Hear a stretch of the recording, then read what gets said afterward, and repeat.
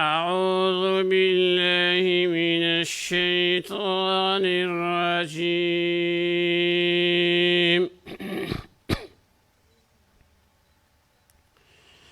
بسم الله الرحمن الرحيم.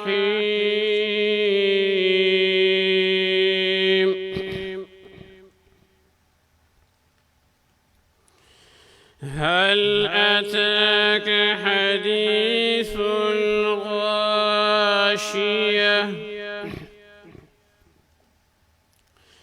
وجوه يومئذ خاشعة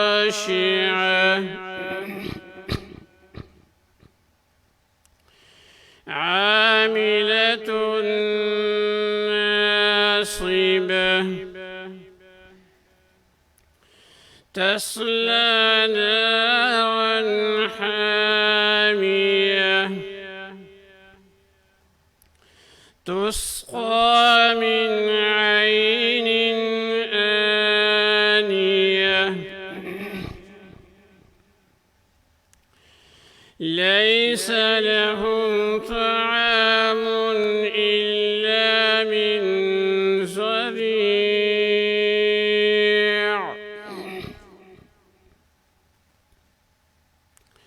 لا يسمن ولا يغني من جوع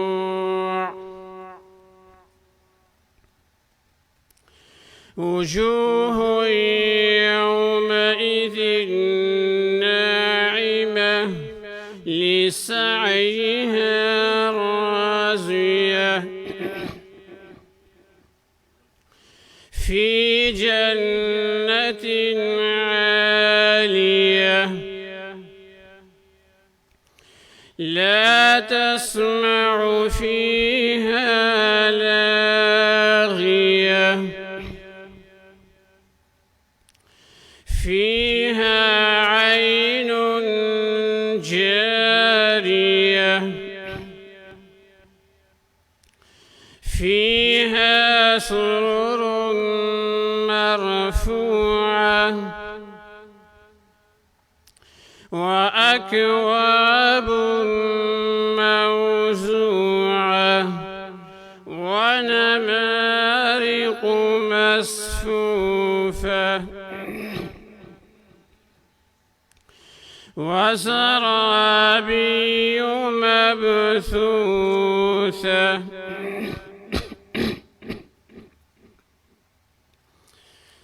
بسم الله الرحمن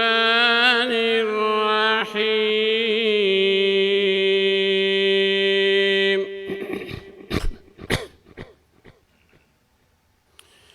ألم تر كيف فعل ربك بأصحاب الفيل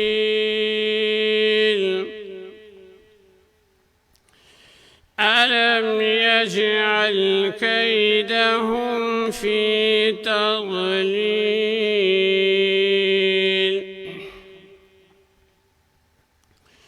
وأرسل عليهم طيرا أبابيل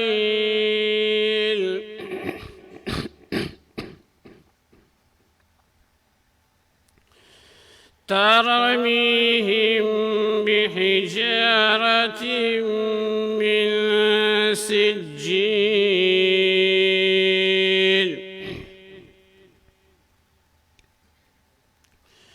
فجعلهم كعصف مأكول.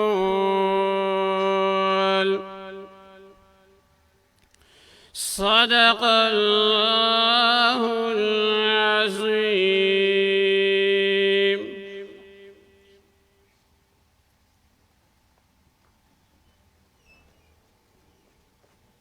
Jazakallah. It's time for the national anthem.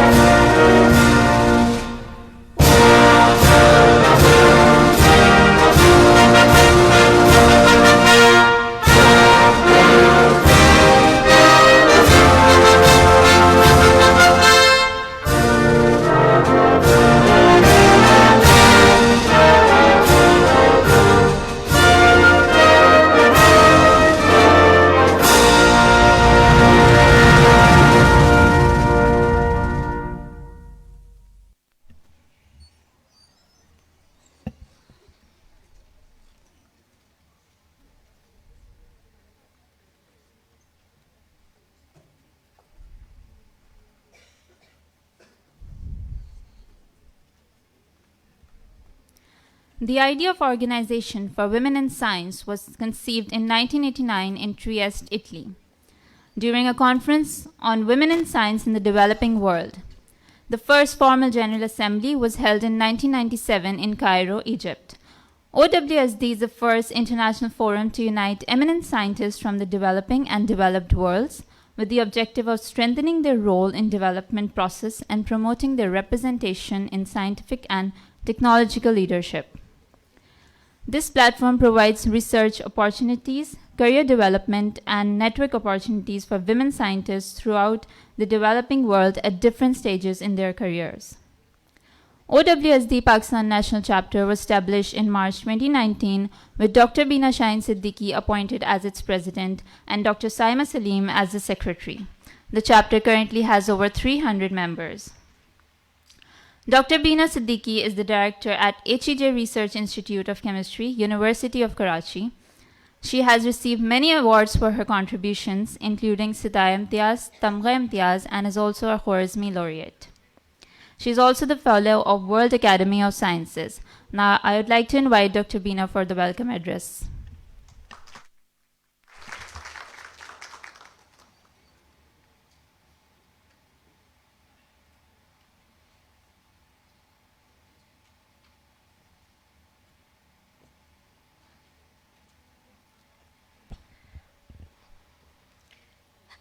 Auzu billahi minash shaitani rajim. Bismillahirrahmanirrahim. Assalamu alaikum and a very good morning. We are really delighted that we are holding first conference of OWSD Pakistan National Chapter this morning. This is a very humble start and has only been possible due to hard work and serious attitude of faculty members, students, and staff of KIPJ, and of course, full support of Professor Dr. Abid Hazar, Director General of KIPJ. So I'm really grateful for all of them. I'm also grateful that we could get time from very eminent resource persons like Dr. Ahsana, Dr. Huma Baqai, Dr. Anila, Dr. Azra Khanam, and our panelists. So I want to welcome you all in this conference and all the students here, and would like to only hope and wish that this conference is going to be a milestone towards the development of this forum, and we could achieve the aims and objectives of the World Organization for Women in Science in Pakistan as well. So you are, from the depth of my heart, I welcome you all in this conference. Thank you very much. One correction I would like to make is that I'm not a director of HEJ ICCBS. I'm only a retired senior professor there. Thank you very much.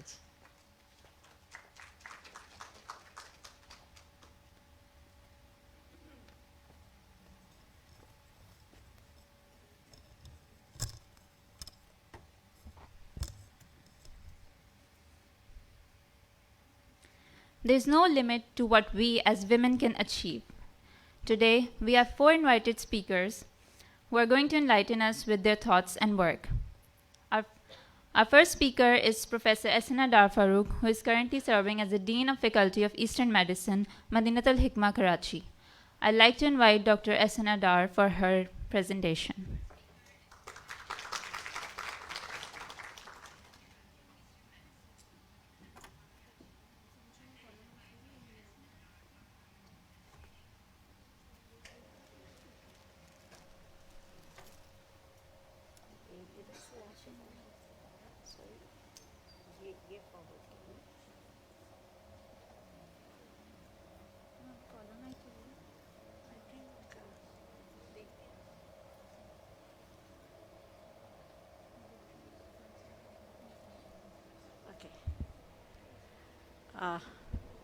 Bismillahirrahmanirrahim and Assalamu alaikum.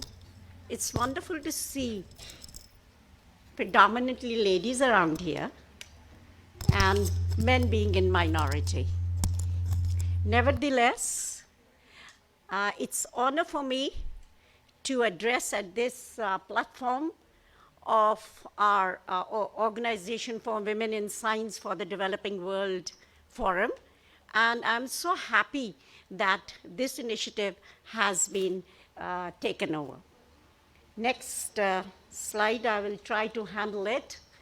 I'm going to talk about role of Unani medicine in healthcare system and its status in Pakistan.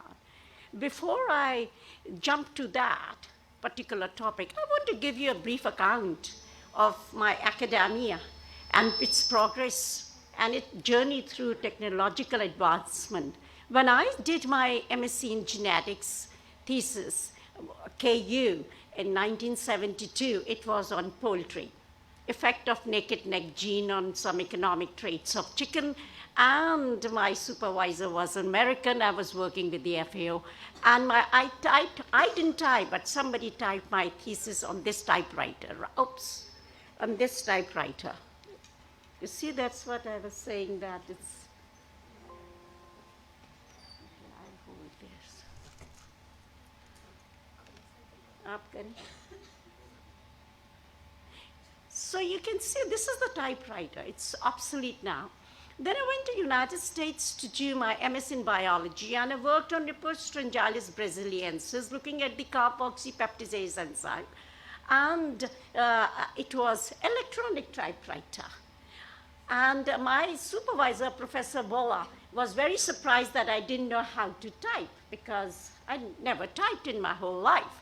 Then I went to Cambridge University, and here there was a totally different system. It was an Apple, and I did my pharmacology there, and I worked with horses.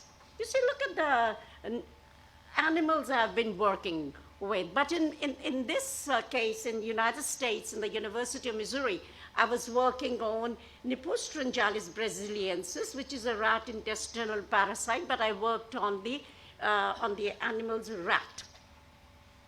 Then I started doing my MPhil on rats, on the enococcygeus muscle, and looking at the tyramine effect. And then further on, I worked on the horse's pulmonary blood vessels, looking at the effect of various drugs on the pulmonary blood vessels, because exercise-induced pulmonary hemorrhage in horses is a serious problem. Now, then I joined HEJ upon my return from Cambridge, and then I bought this gadget. Next one, please. Pakistan is a beautiful country, and right from top to the bottom here, where we are with the Arabian Sea, there's a tremendous diversity as far as the topography is concerned. And at the same time, there is a tremendous biodiversity. And so we are so rich in the flora and fauna. Next one, please. Now, medicinal plants are very important, because they provide us not only food, but medicine as well. So there is 400,000 flowering plants. Despite the fact, the number, only 2% have been investigated for their pharmacological activities.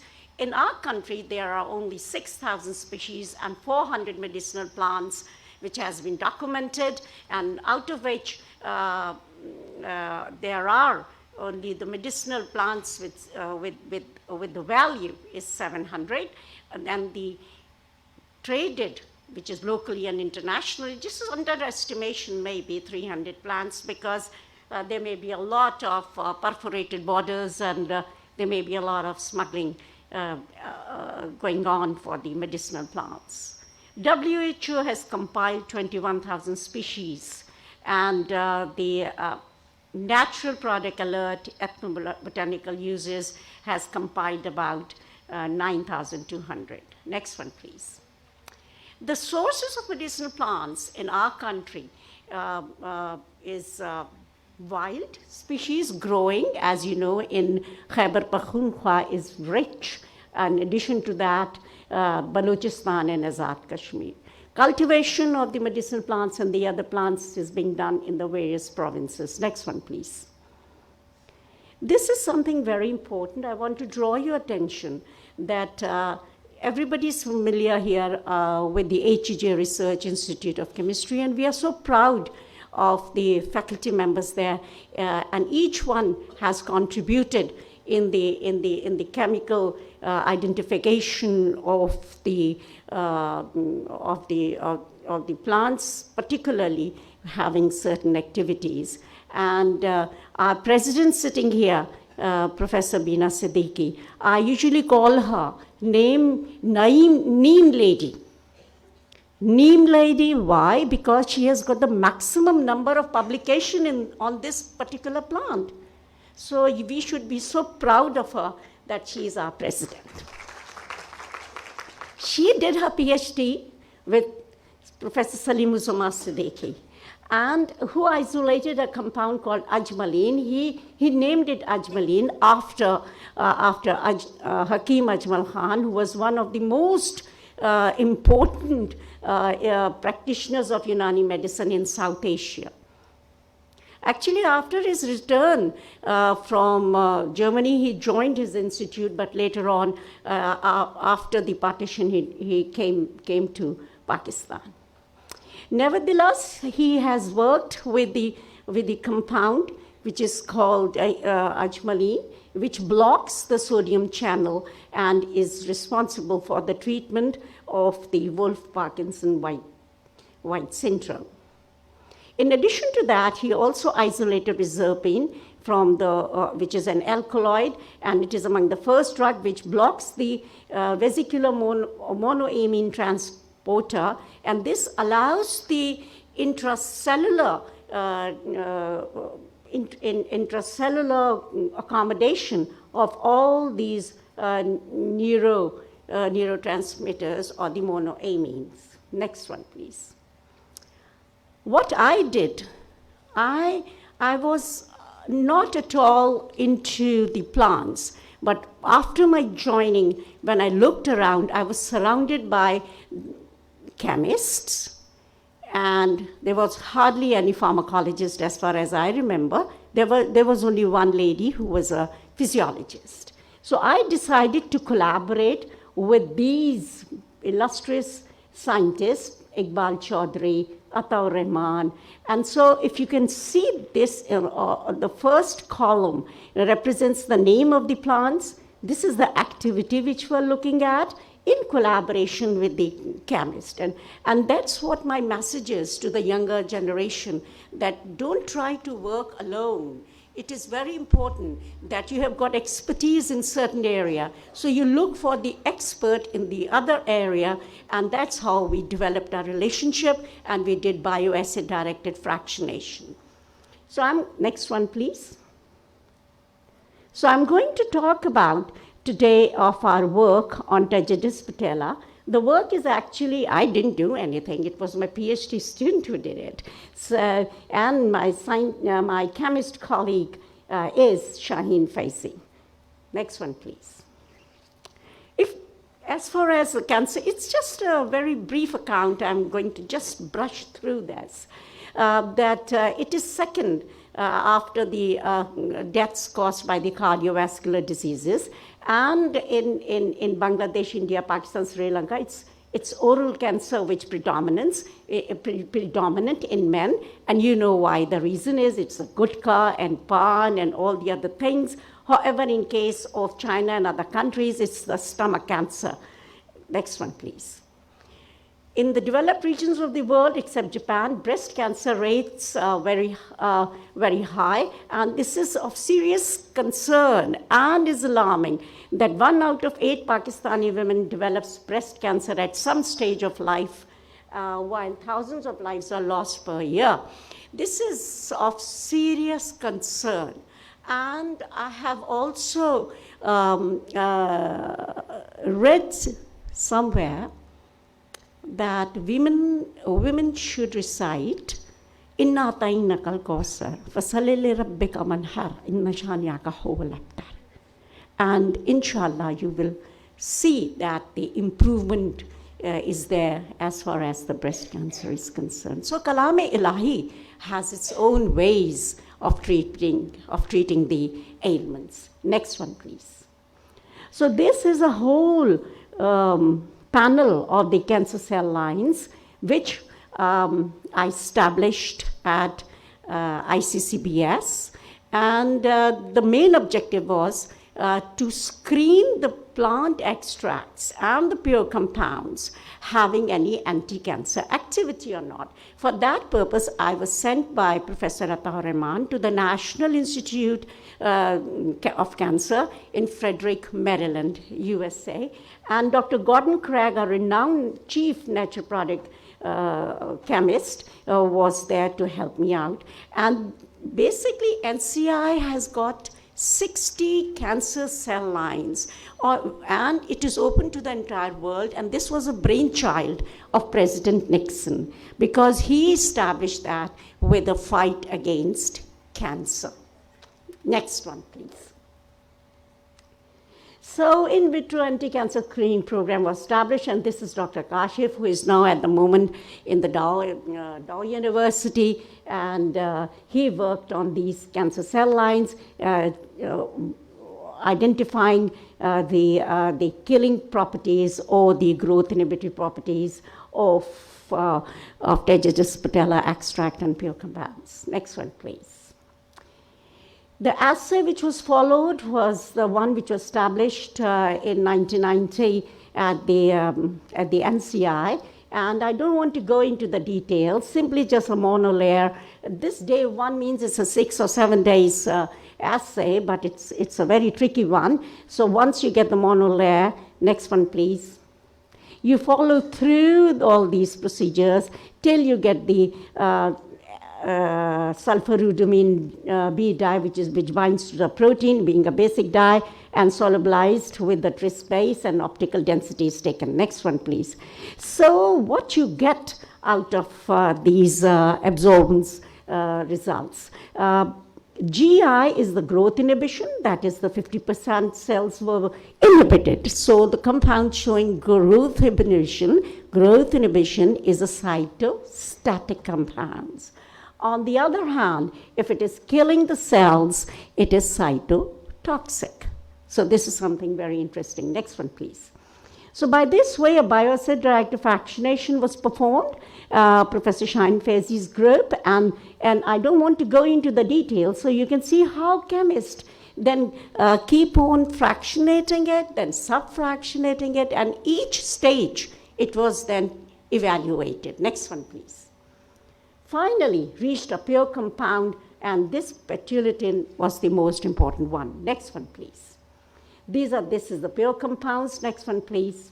This is a summary which actually tells you that the cytotoxic properties in the pure compounds was 4 times and 6 times higher, 4 times lower than the extracts, etc. Not only the cytotoxic properties, but it also showed antioxidant activity as well. So if it is a cytotoxic and the antioxidant activities, and it is working through the apoptosis, that is the DNA fragmentation, why we did work on this?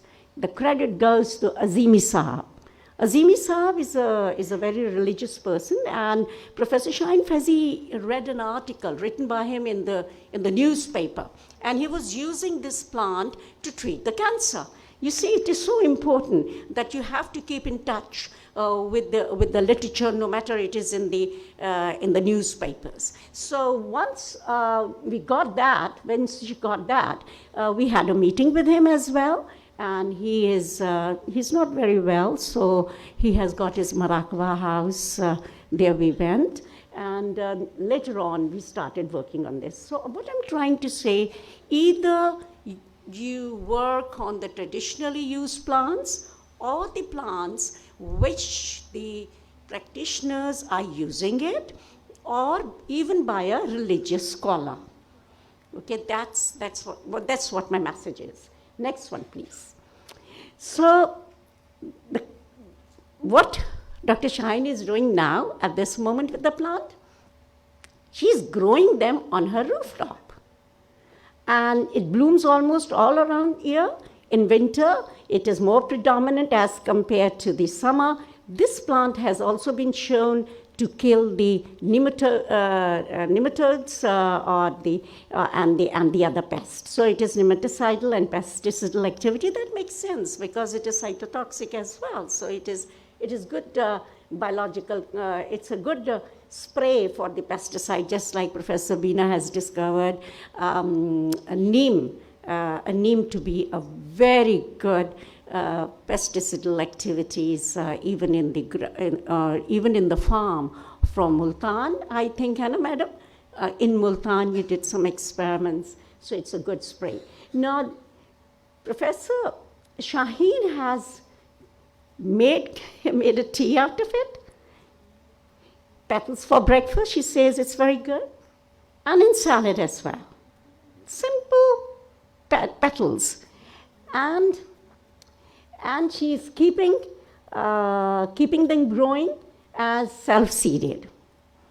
So Tejas patella constantly produces seeds to multiply further, allowing harvest of these precious flowers. So there is no question of extinction issues, which is a serious problem for many plants, including Taxol as well.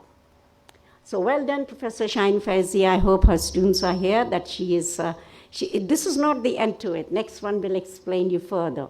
Service to humanity. Dr. Zareen Faizi, her sister, is using this particular plant seeds for not only giving her patients the seeds for planting flowers, but also using it for the treatment. And she uses about 2 flowers per day for the females with breast cancer, and they have improved. So this is something very important, right from a religious scholar to the labs and to the use in the individuals who are suffering from cancer. Next one, please. Artemisinin and,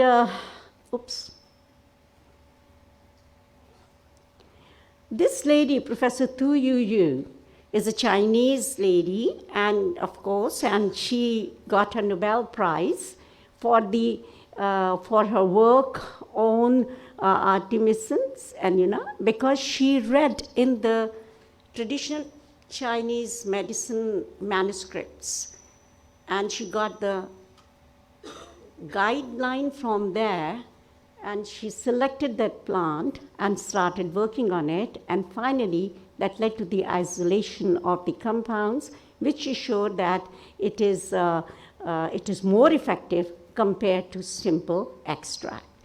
When she presented her Nobel laureate lecture, and she said that the discovery of artemisinin, a gift from the traditional Chinese medicine to the world, and she repeated Chinese medicine. Look at the passion she has for the Chinese medicine and the government support of China through SATCM. It is State Administration of Chinese Traditional Medicine. She mentioned that 10 times. Not only that, she also mentioned the Chinese medicine pharmacology are a great treasure house. We should explore them and raise them to a higher level. So this reflects the importance of the chemist and the pharmacologist. And that's what we did at ICCBS. Next one, please. Now I'm going to change the gears. I will talk about Unani medicine. After having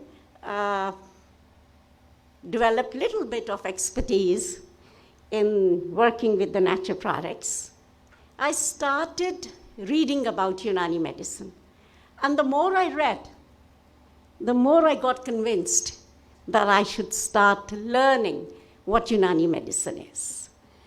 Unani medicine, Hippocrates is the father of Unani medicine, followed by his Galen, his student, and Ibn Sina, and various other followed the footsteps of the Greco-Arabic medicine for the treatment of various ailments. And there's a whole philosophy, and it's a very complicated one. I'm very happy that among audience, we have with us Tabiba Saima Riaz. She's from Faculty of Eastern Medicine. She has done her PhD as well.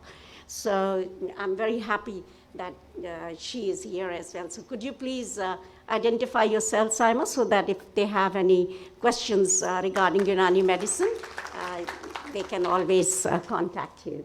Next one, please. The concepts and the principles of Unani medicine. Now, this is something very interesting, and if you relate this, that at that time, in that era, the knowledge people had is the same what we are doing today. It's amazing. So look at that. Fire, air, water, and earth, because that's how the humans first came across with. Then it came to the temperament. These are the various temperaments, sanguineous, phlegmatic. Don't worry about the jargon. Nor the akhlaq, blood, phlegm, yellow, and bile. And the vital organs, brain, heart, and liver. And then the physical, vital and the psyche. I will show you another thing now, later. And the physical faculty and the animal faculty and the psychic, simple and compound preparations. And these are the health of the human body. Have you ever heard of homeostasis? We all know that.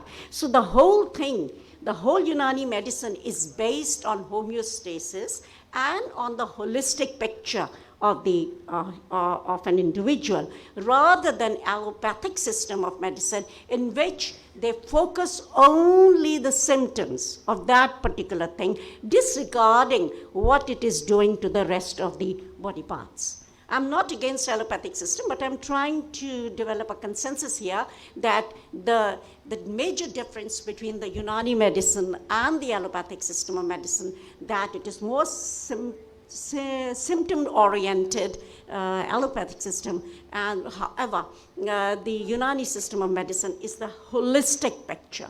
And what they believe, which is amazing, that you need not to be sick. So you can maintain harmony in your body. And if there is any disturbance in the physiological functions or any disturbance in the harmony, then your whole system gets disturbed from equilibrium more towards the ailments. So either it is reversible, so you become normal, or if it is uncontrollable, only then you can go to the diseases.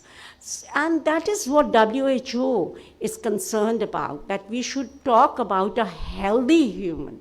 It is the health of an individual which is more important, and the maintenance of the health of an individual is more important rather than treating a sick person. Next one, please. So, can we go back? Just a moment, I forgot to mention one thing. So if you see this magic here, this is a 4, right? There are 4. Now, being a genetics student and a molecular biology student, and I just thought that, oh my God, DNA has got 4, ATCG. So it's a magic number 4. It's amazing. When they talk about holistic picture, and then they talk about personalized medicine, I thought, oh my God, they're talking about pharmacogenetics. It is a pharmacogenetics. Each individual is different from the other one, and the drug should be different according to the pharmacogenetic background or the picture of that individual. So if you think of it, they all are similar. Okay, next one, please.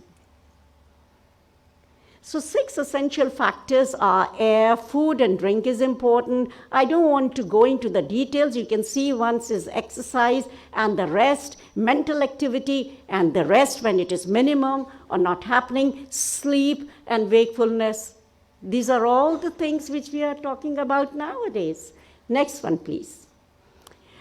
And this 6 essential factors are, it's the same retention and evacuation of the things what we eat, We retain the good things and the bad things are evacuated from the body. Fresh air, that is the non-polluted air, very good for the health. If it is any pollution, then the health would be compromised. As far as the drinks are concerned, you just don't take food to give you energy, but also take drink to keep you safe from being dehydrated. And the body movement is very important. And of course, you can't move all the time, so there is a time for it to rest. And then there is a mental movement, so your mental activity. Right now I'm talking, you are listening, so we are mentally very active, but we can't do that for long, so we have to give a break and rest to our mental activities. Next one, please.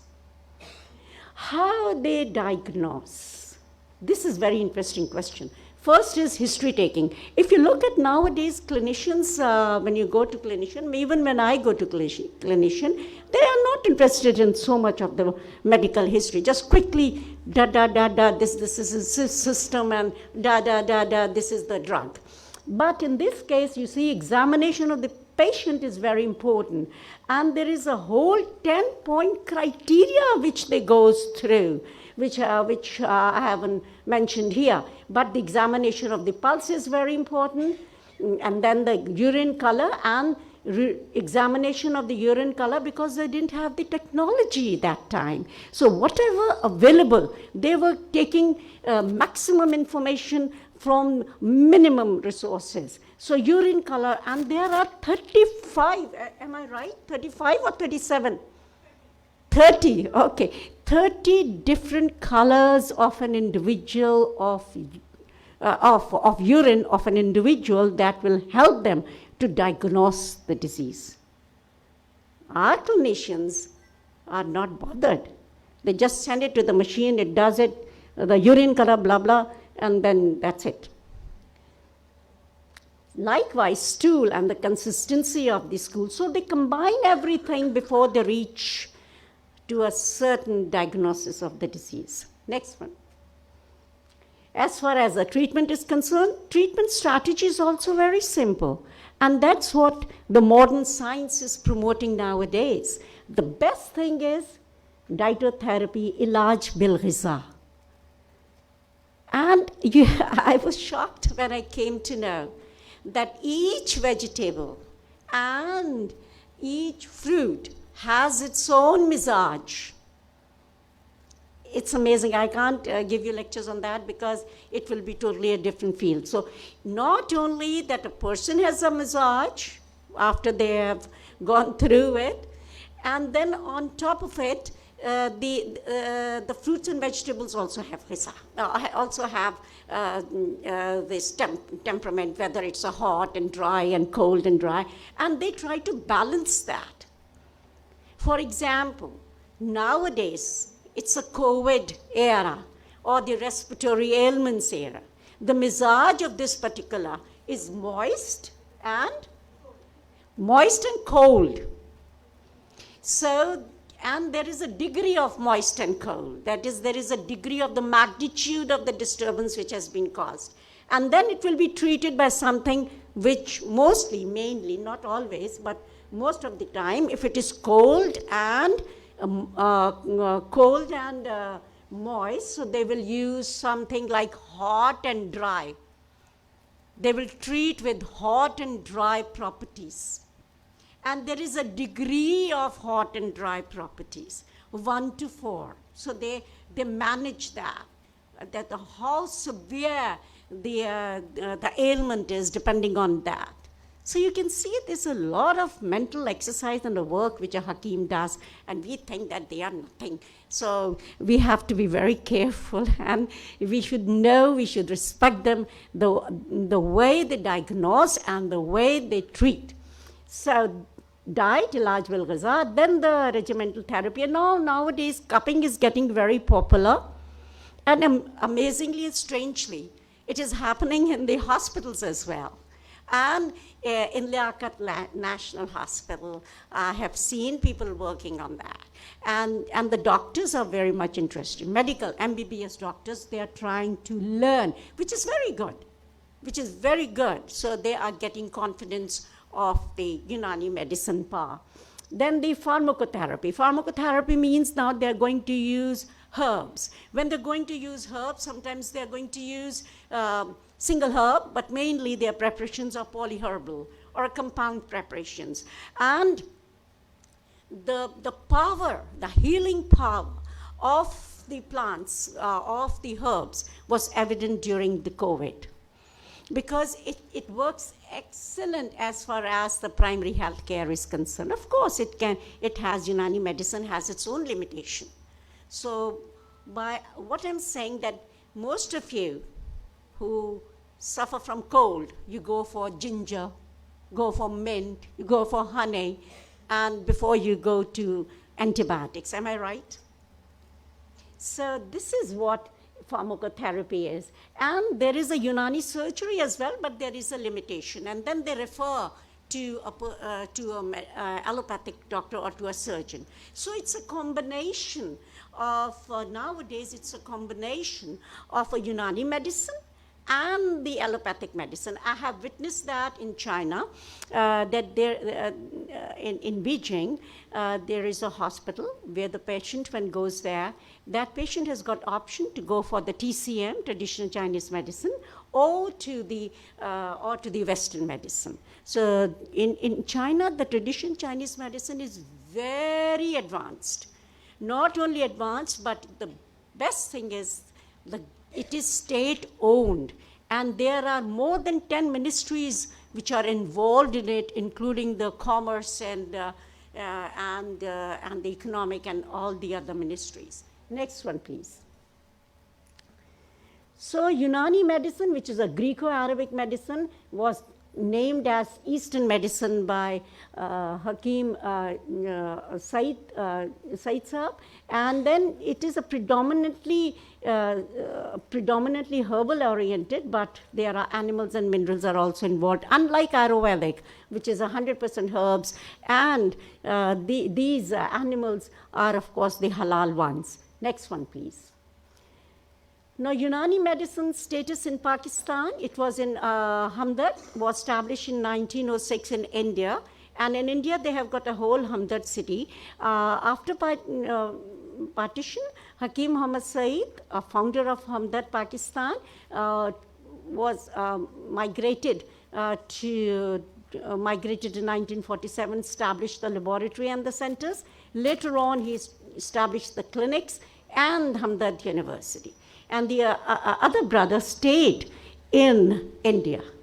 So now you have Hamdard in India, Hamdard in Pakistan, and Hamdard as well in Bangladesh, because Pakistan was one. So what Hamdard did, that they said, okay, you can keep our name, and you can start working on use Hamdard word as well. Okay, and after his shahadat, Madam Sadia Rashid, her daughter, continued to work, and she is a very active member of the Hamdard family.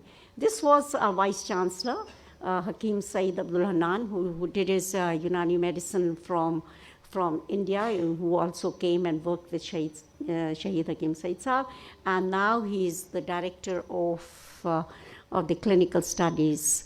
Next one, please. Hamdard University is one of the oldest and the universities in the private sector. It was the first university. It was founded in 1991, and it has got campuses both in Karachi and Islamabad. Next one, please. So what is happening there? This is Madinat al-Hikmah, City of Education, Science and Culture, and the library, which is of am I doing it? I'm not doing it. It keeps on changing. The library at Baitul Hikmah is, you see, is worth going to, and I think I must invite you to visit Hamdard University and go there, because there is book of medicine, that is a canon of medicine written by Avicenna, which is considered to be the best book, and it's still used in the Western world, because it has got, there are about 7 or 8 volumes of this book. How many volumes?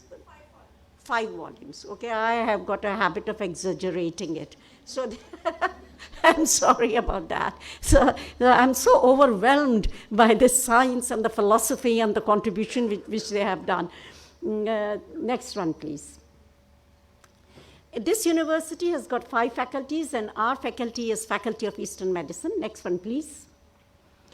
And this Unani medicine has got a legal status as it was chartered in 1965 as a Unani, Ayurvedic, and homeopathic. Okay, so it has got a legislative as well. Next one, please. It has got various governmental bodies which monitor it, and these includes the National Council of PIP, and which is responsible for education, registration, monitoring of education institution and practicing. Then there is a Higher Education Commission, and there is a DRAB, which is actually monitoring the drugs which are manufactured by various establishments. And one thing one has to keep in mind, which I'll talk about in a little detail, is the efficacy and standardization, which is very important for the Unani products. And of course, safety. Next one. Initially, it was Fazle Tibbe wa Jarahat, which is a 4 years of diploma course, which was then gradually overtaken by the Bachelor of Eastern Medicine and Surgery. Bachelor of Eastern Medicine and Surgery is a 5 years program with 1 year of the clinical program. If you look, it's not similar to, but the concept in MBBS is also 5 years of education with 1 year of house job. That's exactly what they do here. We have got, next one please. So far, we have produced from 1999 to 2010, oops, you see, I'm not doing it, it is doing it. Total number of females, somehow or the other, the females are more inclined towards Unani medicine. They are more intelligent, I would say. There are 159, and total number of males are 86. And total number of BEMS graduates produced so far is 543. This is only by Hamdard University. And next one, please. MPhil produced by Hamdard University has been 39. However, PhDs are 23, and there's still more in pipelines. Now, this is just one university.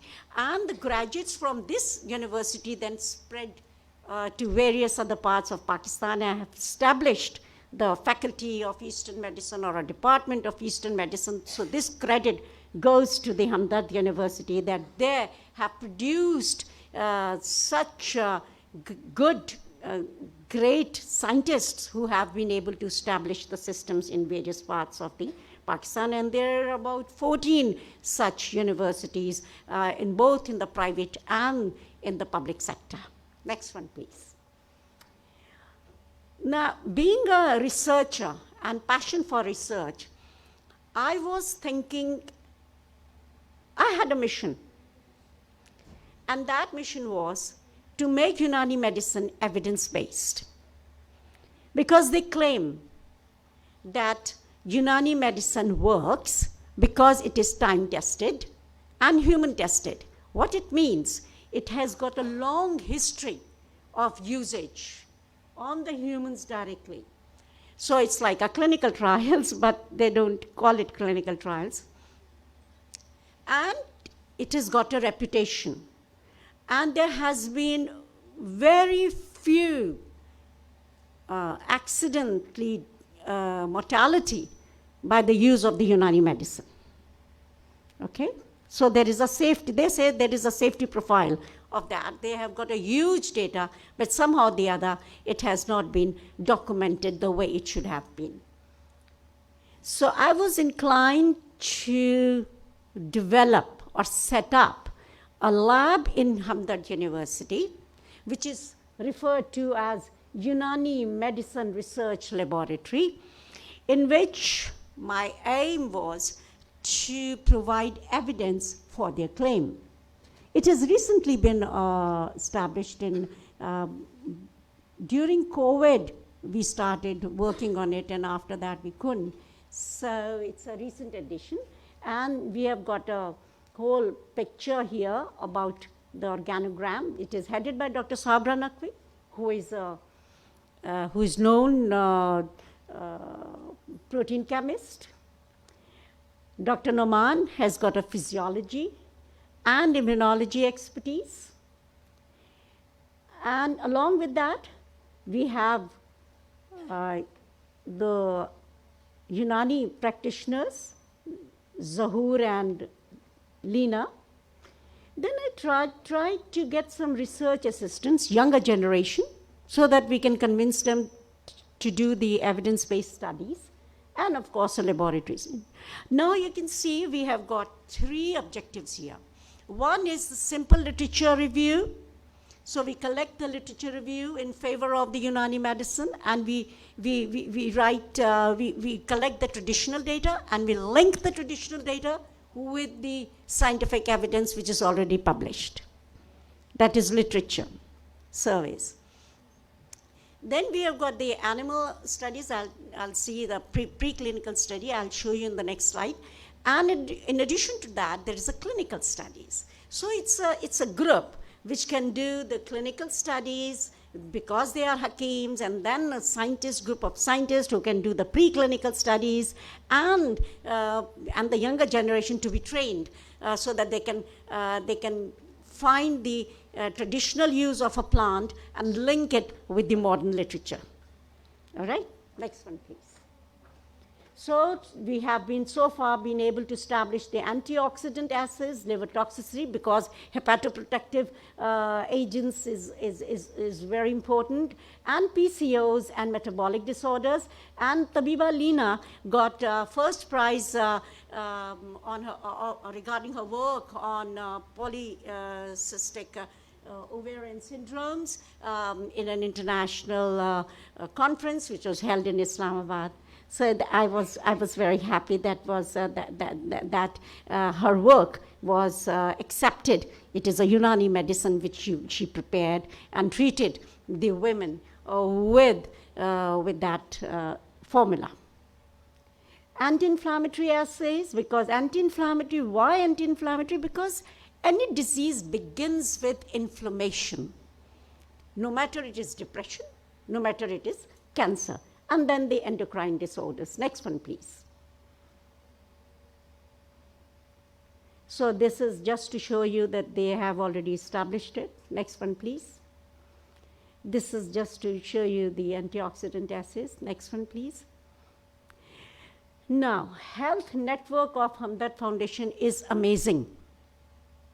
Shifa Mulk Memorial Hospital for Eastern Medicine is the only hospital which gives training to the practitioners of Hikma who are graduates of BEMS, that is Bachelor of Eastern Medicine, 5 years program.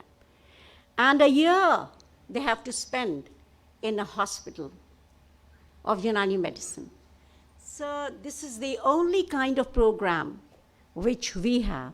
And I'm getting requests from various other parts of Pakistan and even in Karachi to please accommodate our students for getting the training. Next one, please. This was established in, the foundation was laid in 1998, and you can see that. There is another picture. Next one, please. Shifa Mulk Hospital. Next one, please, because it was operative 2004. I don't know whether you're familiar with a hub area or not. So this hospital gives its facilities free of cost to the local community. So this is a great service which Hamdard is providing. And it is open 24 hours a day, and it is a 150-bedded hospital. Next one, please. It has got an ambulance as well. And you can see here, they do the OPD. This is a Hakim Abdul Hanan Saab, and this is this lady is the main lady who is running the show. And this is the drug area, where you can see the drugs which are stored, labeled, and this is a laboratory as well. And next one, please. This is, you can see the mobile dispensary here, and they also establish camps, health camps, awareness camps, and these are the OPDs going on, and they also generate awareness in the women of the local community. So they're doing a lot of service. And there are presentations as well on the online education system for the various other practitioners. Next one, please. Now, their matabs are spread all around in Karachi, and then you have got matabs in Rawalpindi, Peshawar, Multan, and there are multiple franchises all over Pakistan, and there is also online consultation. And the objective is that preventive and primary care to the medical care they provide. Next one, please. Hamdard free mobile dispensaries are spread all around Pakistan where they can't reach. Next one, please. I'm just finishing up. This is the profile which they have got a very strong network of the mobile services, the areas which, where people can't come to the city. Next one, please. Next one, please. Next one, please. This is all the mobile areas. Next one, please. And I would like to thank Nadia Naim, Tabiba Nadia Naseem, and Tabiba Umehani for preparing this particular part. Next one, please. Now, what he said 25 centuries ago, let food be thy medicine and medicine by food. And we have to control our diet. We have to have, we should never fill our stomach. We should keep certain space for the air as well. That is that's what Islam teaches us. And all substances are poison, and there is none which is not poison, because it is the dosage which matters. So right dose at the right time. Do not try to take too much of haldi or too much of anything without the prescription of Hakim. Next one, please. Thank you. And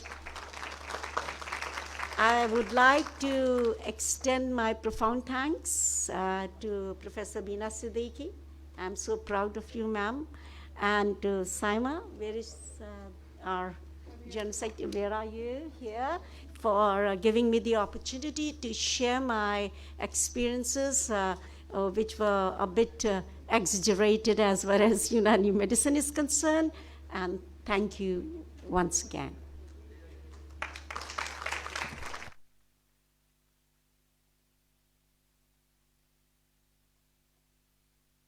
The session is open for questions.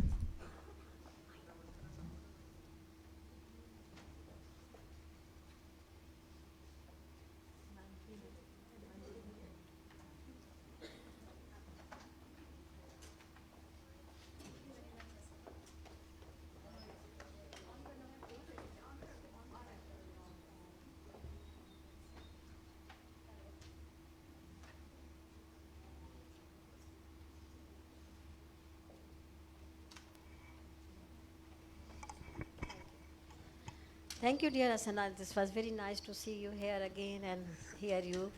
It was very interesting blended lecture, reflecting all the aspects of modern and Eastern medicine. I just have a very simple question, maybe because of lack of my own knowledge. What is the scope of jobs of the candidates or the students who come out of Madinatul Hikmah? Thank you very much for asking the question, this particular one. You see, after getting a degree, even after doing PhD or after doing BEMS, there are few options. Those who want to pursue their career in research, they can do that, which is very few percentage. And 90% of them, they go towards the clinical practice. Towards clinical practice. Own clinics, or they, and this is something very scary which I'm going to talk about, or they go to the allopathic part where they try to assist the medical doctors. They are not allowed to. It is illegal. And there are few jobs in the government, for example, DRAB, which is a Pakistan Drug Authority. And as with any other profession, they also go for the odd jobs, which is sad. The major problem with us, with the Unani medicine group, because we are not recognized by the government. Pakistan government is not supporting us at all, unlike Indian government, unlike Chinese government. And I want to share you this thing, that this year, in February, WHO released guidelines on Unani medicine practice and teaching. And they prepared a whole document. And they made a center in India. And there were 22 countries who were actively involved in the preparation of that document. But Pakistan was not there. Although Pakistan is the second country in the world which has got a structured educational program approved by the parliament, and it has got matabs, and people are using the products. I didn't talk about the matabs, various other matabs and various other establishments and the production or the manufacturers which are involved in manufacturing the Unani medicines. So it is so sad that we were not there and it's all because our government is not keen to accept the system. So my humble request to all of you, if you have any connections anywhere with the government, please convince our government that this is the science of the future. This is not the science of gone. This is science of future. You remember, the organic things are coming back. And people are realizing that their drugs are toxic. There has been so many deaths annually using the drug which is toxic. So what we need to improve our products, thinking that it is important, okay, give us evidence-based studies. So one should think about efficacy, safety, and standardization of the herbal products. Madam, you have touched me so much that I can talk about that. So it's the government which is responsible. Please, if you have any connections, please do that. Thank you, madam. You are a wonderful lecturer, and you start very initial level to the detailed system for analysis. But one question with you, okay, how can the basic research scholars connect with your organization for the future research development goals? We are looking for research collaboration. So if anybody is interested to develop research collaboration, our doors are open. So please come and visit yourself, because seeing is believing. You come and see what the Beebs are doing, how they're working, and what is the education system they have. So my request to you is never undermine Unani medicine. Okay? We are open.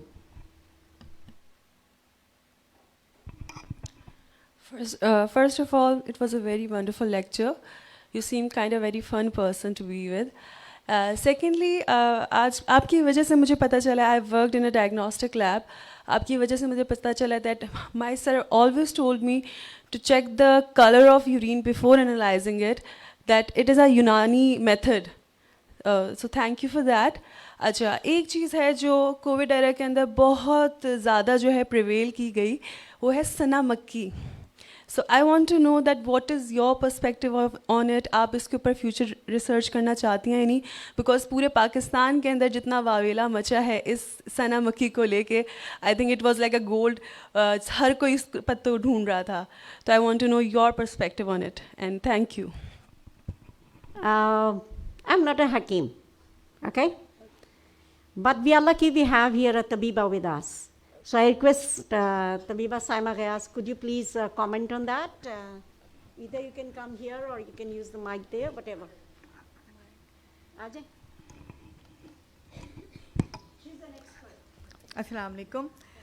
सना मक्की का जैसे आपने कहा बहुत वावेला मचा, तो उस वावेले में उसके साइड इफ़ेक्ट्स का वावेला भी शामिल था जिन लोगों ने उसे यूज़ किया कोविड में। सना मक्की is not the drug of choice for Covid, respiratory system के लिए नहीं है। कोविड में मेनली रेस्पिरेटरी सिस्टम अफेक्टेड हो रहा था और उसकी वजह से कॉम्प्लिकेशंस हो रही थी अदर सिस्टम्स पे। सना मक्की बेसिकली ड्रग ऑफ चॉइस है फॉर जीआईटी, और जीआईटी में भी पर्टिकुलरली कॉन्स्टिपेशन, उससे एसोसिएटेड डिसऑर्डर्स के लिए। तो सना मक्की is not drug of choice for Covid, कभी भी नहीं हो सकती है। Thank you. Thank you. तो ड्रग ऑफ चॉइस फिर कोविड में क्या होगी वो भी बता दीजिए, क्योंकि आजकल रेस्पिरेटरी इलनेस सबको हो रही है। ड्रग ऑफ चॉइस के नाम तो आपने लिए थे ना, जितनी हमारी गर्म खुश्क अद्वियात हैं, हम बेसिकली इसको रिलेट करते हैं टेम्परामेंट से। तो जो रेस्पिरेटरी सिस्टम या उसके एलिमेंट्स हैं उनका टेम्परामेंट कोल्ड एंड मॉइस्ट होता है, जैसे मैडम ने बताया। तो उसमें हम प्रेफर करते हैं हॉट एंड ड्राई या हॉट एंड मॉइस्ट ड्रग और फूड को। सबसे पहले तो यखनी और इस तरह की चीज़ें फूड में इस्तेमाल हो जाती हैं। फिर आपके जितनी किचन हर्ब्स हैं, गरम मसाला जात जिन्हें हम कहते हैं, वो शामिल हैं। वो इवन एज ए मेडिसिन भी हम यूज़ करते हैं। और अगर मज़ीद आप मेडिसिन्स की तरफ आते चले जाएं तो फिर एक लंबी लिस्ट है जिसमें कि जो है गाँव ज़बान और इस तरह की चीज़ें शामिल हैं। Thank you. तो इसका ये मतलब है कि अगर ज़्यादा गड़बड़ हो तो आप यूनानी प्रैक्टिशनर के पास जाइए, घर के बातें ना इस्तेमाल करें। That is the take home message. I'd request Professor Bina Hassan and Professor Aziz Fatma Sen to present Shield of Honor to our honorable speaker.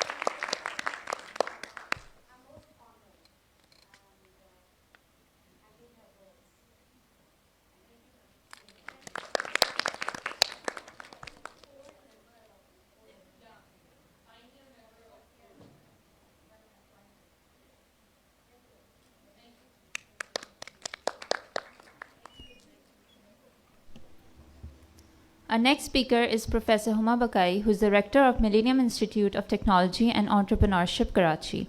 I'd request Dr. Huma Baqai to please share her thoughts.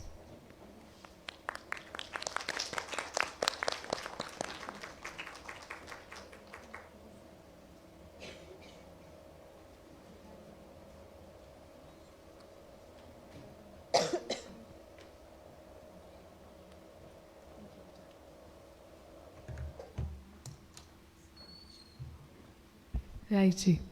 Assalamu alaikum. Good morning.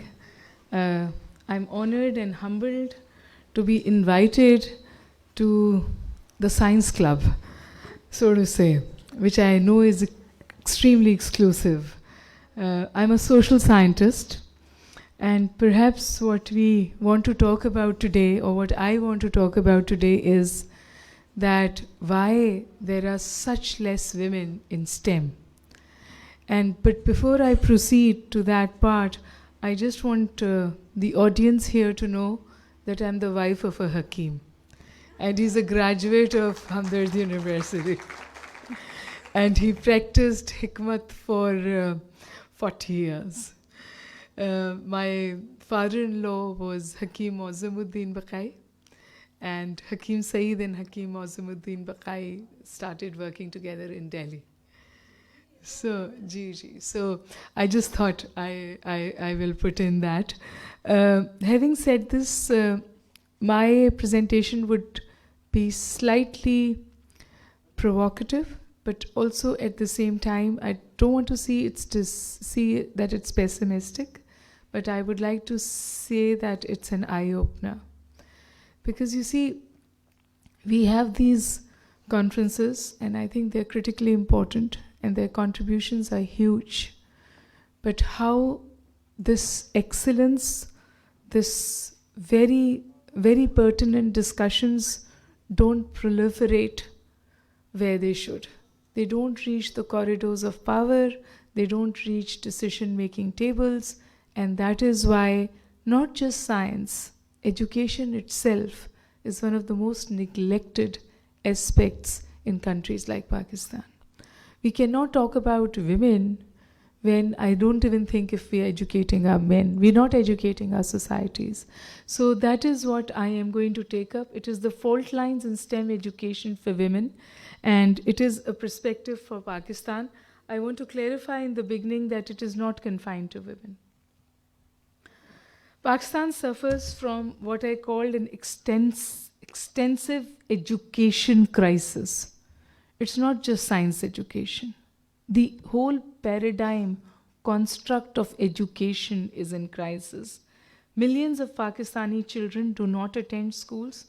Those that do must deal with absent teachers and poor learning environments, among other challenges. We have both ghost schools and ghost teachers. And now we also have ghost students, because to get money from the donors, we have lists of students who do not even exist. Out of all children in Pakistan between the ages of 5 to 16 years, 32%, that is 1/3, are out of school. The amounts to an estimated total of over 20 million. What to talk about STEM education? What to talk about education for women? And I will further on come to the point how expensive STEM education is. Nearly 10.7 million boys and 8.6 million girls are enrolled at the primary level, and this drops to 3.6 million boys and 2.8 million girls at the lower secondary level. Lower secondary level. What is interesting is that even the lower secondary level, students that do metric, so to say, which is like a baseline of education, cannot do simple math, cannot write a sentence which is articulate in either of the languages, neither in English, nor in Urdu, nor in their mother language. Pakistan has made significant progress for girls' education in the last decade, but 12 million girls are out of school, with only 13% of girls reaching grade 9. Basic education भी पूरी नहीं होती, grade 9 पे drop out आ जाता है, इम्तहान नहीं देती. Pakistan is among the 10 countries identified by UNESCO where girls from poverty-stricken homes spend less than 2 years of their life in school. Now this is not just stats. This brings the entire society down. Children have not failed to reach schools. The schools have failed to reach the children. And that is Kamran Akhtar Siddique. And that is, I think, critically true, because we hear heroic stories of girls actually crossing rivers and walking miles to reach schools. We have not been able to take the school to the child. And then it is, of course, directly linked to a very critical issue, which is budget allocations. You cannot do these conversations about science, about research, about investigations, about research and development, about medicine, unless you have budgets. And you are at Karachi University, and I have taught at this institution for 10 years. I will humbly submit to you that there are now no money for the labs to run. Experiments are being done on the blackboard. Students do not experience real experiments. How can a scientist become a scientist if he is not exposed to hands-on experience? And please tell me I'm wrong. I'd like to hear from you people who are here that I am wrong. In 2022, government had cut down the education budget by 1.5%. The budget allocated to education affairs and services was 90.556 billion compared to 91.970 billion in the 21-22 budget. What is more of a problem is कि एक तो budget कम हो गया, जो मिला है वो तो खर्च कर लो ना, वो भी खर्च नहीं होता. Some of it is given back, some of it is attributed to the favorite corruption. All we hear about it and do nothing about it. So we constantly hear about corruption, we do nothing about it. कुछ corruption की नज़र होता है, कुछ इस्तेमाल नहीं होता है, इस वजह से वापस हो जाता है. यानी कि जो बजट कम होता जा रहा है, जो हमें मिलता है, वो भी हमारे इदारे, हमारे सरबराहान, हमारे जो लोग कॉरिडोर्स ऑफ पावर में बैठे हैं, वो इस्तेमाल नहीं करते या सही जगह इस्तेमाल नहीं करते. Budget allocation should be read as reflections of the true priority accorded to sectors and programs. Education is given the least priority in terms of budgetary allocations in Pakistan. सबसे कम अहमियत है तालीम की पाकिस्तान में और खित्ते में भी सबसे कम.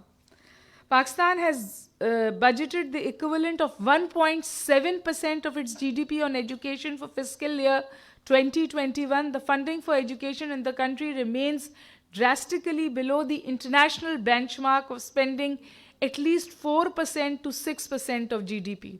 Countries like Sri Lanka, countries that are in conflict, spend more money on education and development than my country.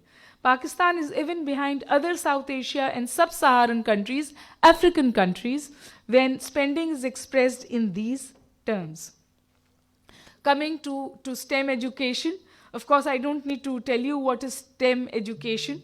And so, but what is probably critically important and surfacing is that when we don't invest in STEM, we're not investing in education, but particularly if we don't invest in STEM education, what is going to happen to us as a society? Because although STEM is an essential feature of the 21st century education and learning, there's both a lack of awareness and capacity in Pakistan. So in 21st century, ladies and gentlemen, we are talking about jobs that are not even created. So societies are preparing their students for jobs that have not been created yet. That is the whole idea of the new construct and thrust of education, especially science education, especially tech, especially engineering. अगर उन नौकरियों के लिए तैयार करना है बच्चों को जो अभी पैदा भी नहीं हुई, और हम एक ऐसे माशरे में फंसे हुए हैं जहां उन नौकरियों के लिए भी बच्चे नहीं हैं जो हैं. फॉर एग्जाम्पल, हमारे यहाँ कॉम्प्रोमाइज्ड लैब में लोग हैं जिनका एक्सपोजर नहीं हुआ हुआ. हमारे यहाँ कॉम्प्रोमाइज्ड डॉक्टर्स हैं, हमारे यहाँ कॉम्प्रोमाइज्ड नर्सेज हैं, क्योंकि जो उनके ट्रेनिंग पैराडाइम्स हैं वो इंटरनेशनल स्टैंडर्ड्स पर अब पूरे नहीं उतर रहे और पाकिस्तान के डॉक्टर्स, इंजीनियर्स को पीछे वापस भेजा जा रहा है. The only field in which Pakistan is doing comparatively well is freelancing tech. और वहाँ इसलिए क्योंकि वहाँ पे बच्चा सेल्फ लर्न कर रहा है, रियासत का कोई किरदार नहीं है, स्टेट का कोई किरदार नहीं है. Children are going because of their inclination and desire to learn. और मैं ये बात बच्चों से ज़रूर, यहाँ स्टूडेंट्स बैठे, मैं आपसे ज़रूर ये बात कहना चाहती हूँ. We as a generation and the system has failed you. The only thing that can take you far, my girls, is your desire to educate yourself. जो फ़ायदा हुआ है 21वीं सदी में कि इस वक्त अगर आपके पास प्यास है सीखने की तो आपके पास अवेलेबल रिसोर्सेज हैं, मूक्स वगैरह हैं. साइंसेस में इसको अटेन करना और ज़्यादा मुश्किल हो जाता है. So this is what STEM integration levels are. You have to transdisciplinary है, disciplinary है, multidisciplinary है, interdisciplinary है. हम अभी इस construct पे पहुँचे भी नहीं हैं. ये कॉन्स्ट्रक्ट अगर कहीं अडॉप्टेड है तो मुझे बताइए. मैं कोशिश कर रही थी ढूंढने की, मुझे नहीं मिला जहाँ इस मॉडल के तहत तालीम दी जा रही हो. Women, by the way, all over the world have made tremendous progress in expanding their levels of participation in higher education and workforce. However, there is a significant gender disparity that is persistent at all levels of science, technology, engineering, mathematics, and such STEM fields all around the world. The same situation unfortunately persists in Pakistan too, where women and girls are underrepresented in these disciplines. By the way, we all, when we talk about gender parity, we all talk about wage gaps. एक ही काम के औरत को उजरत कम मिलती है और उसी काम के मर्द को उजरत ज़्यादा मिलती है. लेकिन उससे भी ज़्यादा अहम बात जो अब साइंस से और रिसर्च से सामने आ रही है कि औरतें अमूमी तौर पर ऐसी फील्ड्स अपनाती हैं जिनकी उजरत ही मार्केट में कम होती है. मर्द उस फील्ड में जाते ही नहीं जहाँ उजरत कम हो, जहाँ रिटर्न्स कम हो. और मैं खुद सोशल साइंटिस्ट हूँ, मैं हरगिज़ ये नहीं कह रही कि सोशल साइंसेस की अहमियत नहीं है, लेकिन अगर आप उसमें भी कोई पिंक वॉल या पिंक सीलिंग लगा देंगे तो फिर आप माशरे का नुकसान करते हैं. हमने ये किया है कि हमने कहीं ये सोच लिया कि social sciences are for women and basic sciences and STEM sciences are women. Now this distinction also then gets translated in your ability to make money, because more money is figured here, is slotted here. So I think these are constructs that we need to educate our girls about. And then there are certain biases that we make our girls grow with. For example, जब मैं बड़ी हो रही थी तो मेरे घर में ये अंडरस्टूड बात थी कि या मैं बहुत पढ़ूंगी तो मैं डॉक्टर बन सकती हूँ, वरना मैं टीचिंग में जा सकती हूँ. इसके अलावा कॉमर्स वगैरह की फील्ड शायद मेरे लिए कभी खोली ही नहीं गई, मेरे जहन को उस तरफ जाने की इजाज़त ही नहीं दी गई. मेरे ख्याल है वहाँ एक मेजर पैराडाइम शिफ्ट की ज़रूरत है. In Pakistan women make up less than 10%, less than. तो जो ख़वातीन स्टेम से एसोसिएटेड हैं, especially the front row, is less than 10% of the STEM professionals. The highest concentration of women being in natural and medical sciences. वहाँ पे भी doctors बनती हैं, लेकिन वहाँ पे भी बड़ा बुरा हाल है. अभी आप देखिएगा कि हम डॉक्टर्स बना के भी क्या करते. Doctor is a parchi to good rishta. You know, that's what it is. It is not to serve the society. It is, they want to bring a doctor biwi, they want to bring a doctor bahu, but they don't want a doctor professional in their house. That is a critical problem. That too. मतलब stetho लगाना आए या ना आए, गोल रोटी बनानी ज़रूर आनी चाहिए. मैं अक्सर अपनी मीटिंग से मर्दों से कहती हूँ, कोशिश कीजिए, इतना मुश्किल नहीं है, आप भी बना सकते हैं. Okay. According to a UNESCO Institute for Statistics survey taken in 2015, in Pakistan, 37% of female researchers are in medical sciences, 33.8% in natural scientists, 15.4% in engineering and technology, and 11% in agricultural sciences. खाना पकाते हमें, बच्चों की भूख का दर्द हम उठाते हैं, लेकिन खाना उगाएंगे कैसे से हम बहुत दूर हैं. The remaining 39.9% female researchers opt for social sciences and humanities. I once again say there's no harm in social sciences and humanities. Social sciences and humanities are lubricants. I think all science students, all engineering students, all business students should be taught social sciences, because social sciences are lubricants. जो machine में तेल नहीं डालो तो ना machine फंस जाती है. तो फिलॉसफी लिटरेचर ना पढ़ो तो आपका दिमाग फंस जाता है. उसको चलने के लिए वो lubricants डालने चाहिए. This indicates a particularly high gender gap in some of the fastest growing and well-paid fields like computer sciences, engineering, and energy. The debate on women empowerment will remain incomplete and deficit unless we talk about women's economic empowerment. पहले पैदा होने से पहले मार देते, फिर school नहीं जाने देते, फिर हेल्थ एक्सेस नहीं होती, फिर न्यूट्रिशन नहीं होती. अगर वो ये सब चीज़ें फलांग कर तालीम के हसूल के लेवल तक पहुंच जाए, अच्छे घर से भी हो, तो भी उससे कहा जाता है कि तुम सॉफ्ट डिसिप्लिन्स पढ़ो. तो हम अगर जिस औरत को प्रिविलेज समझते हैं उसको भी बेड़ी डाल के रखते. Why is it that there are fewer women in STEM fields despite a growing number which is seeking education and becoming a part of the workforce? इस बात में तो अब कोई इबाम नहीं है ना, that more women are entering the workforce.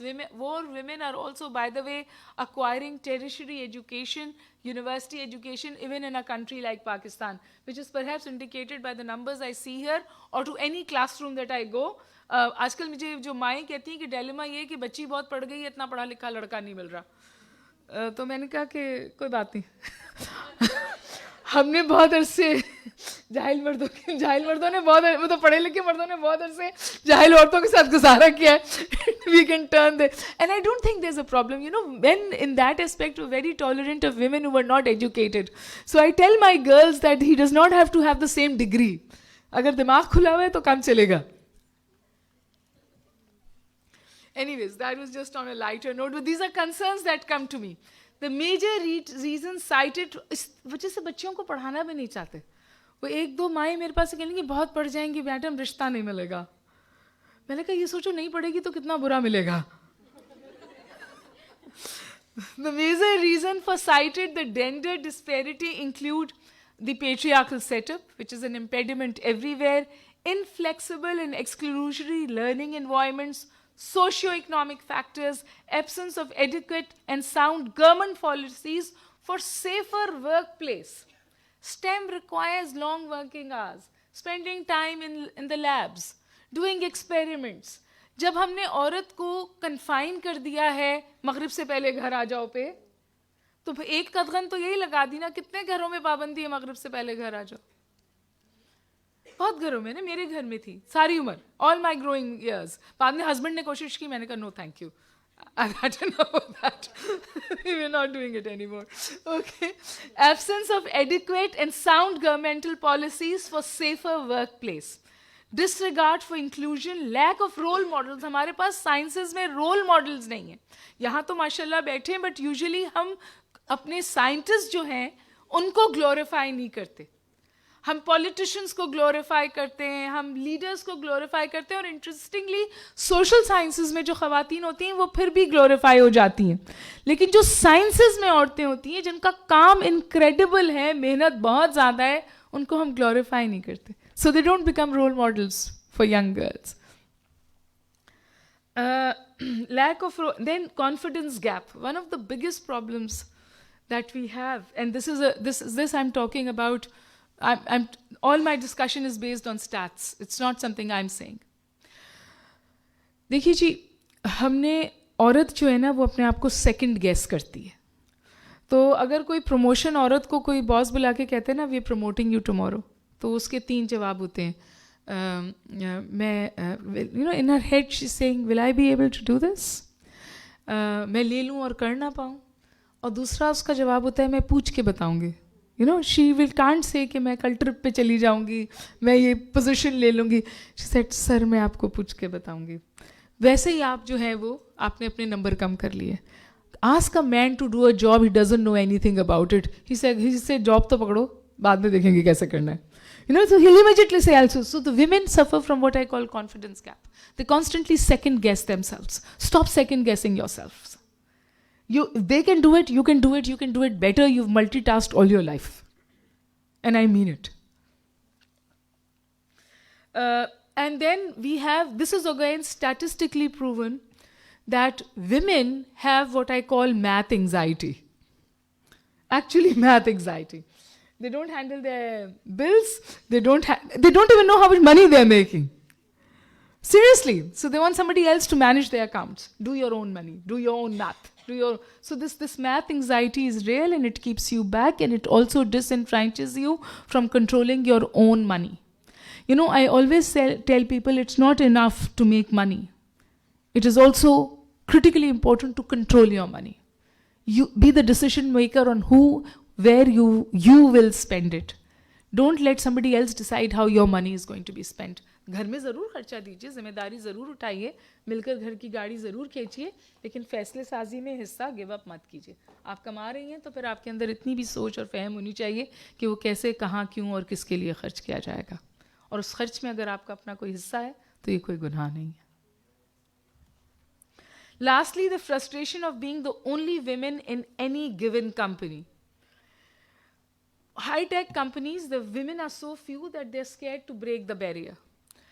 And it's not, I mean, for example, we have men panels. We don't have panels, we have men panels. सिर्फ मर्द बैठे होते हैं जहाँ पर गुफ्तगू हो रही होती है. एक औरत, दो औरत. So you need to push there to be there, make policies that you have to have women. The only thing great about this particular event is that I see so many women. So I want to give you a hand. Fear women in STEM fields. Socioeconomic factors play a clear role. Many young women state that more educated parents with higher incomes were more likely to allow or encourage their daughters to pursue STEM subjects. जब parents पे awareness होती है तो फिर बच्चों के लिए awareness होती है. पढ़ी लिखी माँ घर में बैठी हुई भी बहुत बड़ा एसेट है, बहुत बड़ा एसेट है. अव्वल तो मेरा नहीं ख्याल कि पढ़ी लिखी औरतों को घर बैठना चाहिए. हम चाइना को फॉलो कर रहे हैं. माओ ज़ेडुंग का फेवरेट सेंटेंस ये था, women are holding half the sky. अगर औरतों को बिठा दोगे तो आसमान गिर जाएगा, और जब आसमान गिरेगा तो सिर्फ औरतों पे नहीं गिरेगा, मर्दों पे भी गिरेगा. So you need to understand that. Shall I feed my daughter or educate her? That is another question. हमारे यहाँ the analysis is that do we feed her or do we educate her? So who do we educate? So we educate the males in the family. So that's what it is. And also the fact what COVID did, this is again statistics. Both girls and boys came out of schools in Pakistan. Boys went back to school, girls did not. The mothers and the houses became comfortable with women being in the home. काम पे माँ के साथ जाने लगी, घर में हाथ बिठाने लगी, छोटे भाई को संभालने लगी, उसको वापस स्कूल भेजना अहम ही नहीं समझा गया. तो हमारी इनरोलमेंट्स पहले ही बहुत कम थी. कोविड के बाद विमेन इनरोलमेंट जो वापस गए बच्चे स्कूल, उसमें औरतों की तादाद और भी ज़्यादा कम हो गई. तो मुझे लगता है कि स्टेम एजुकेशन पे हम कैसे बात करें जब हम यहाँ बेसिक सिचुएशन पे फंसे हुए हैं.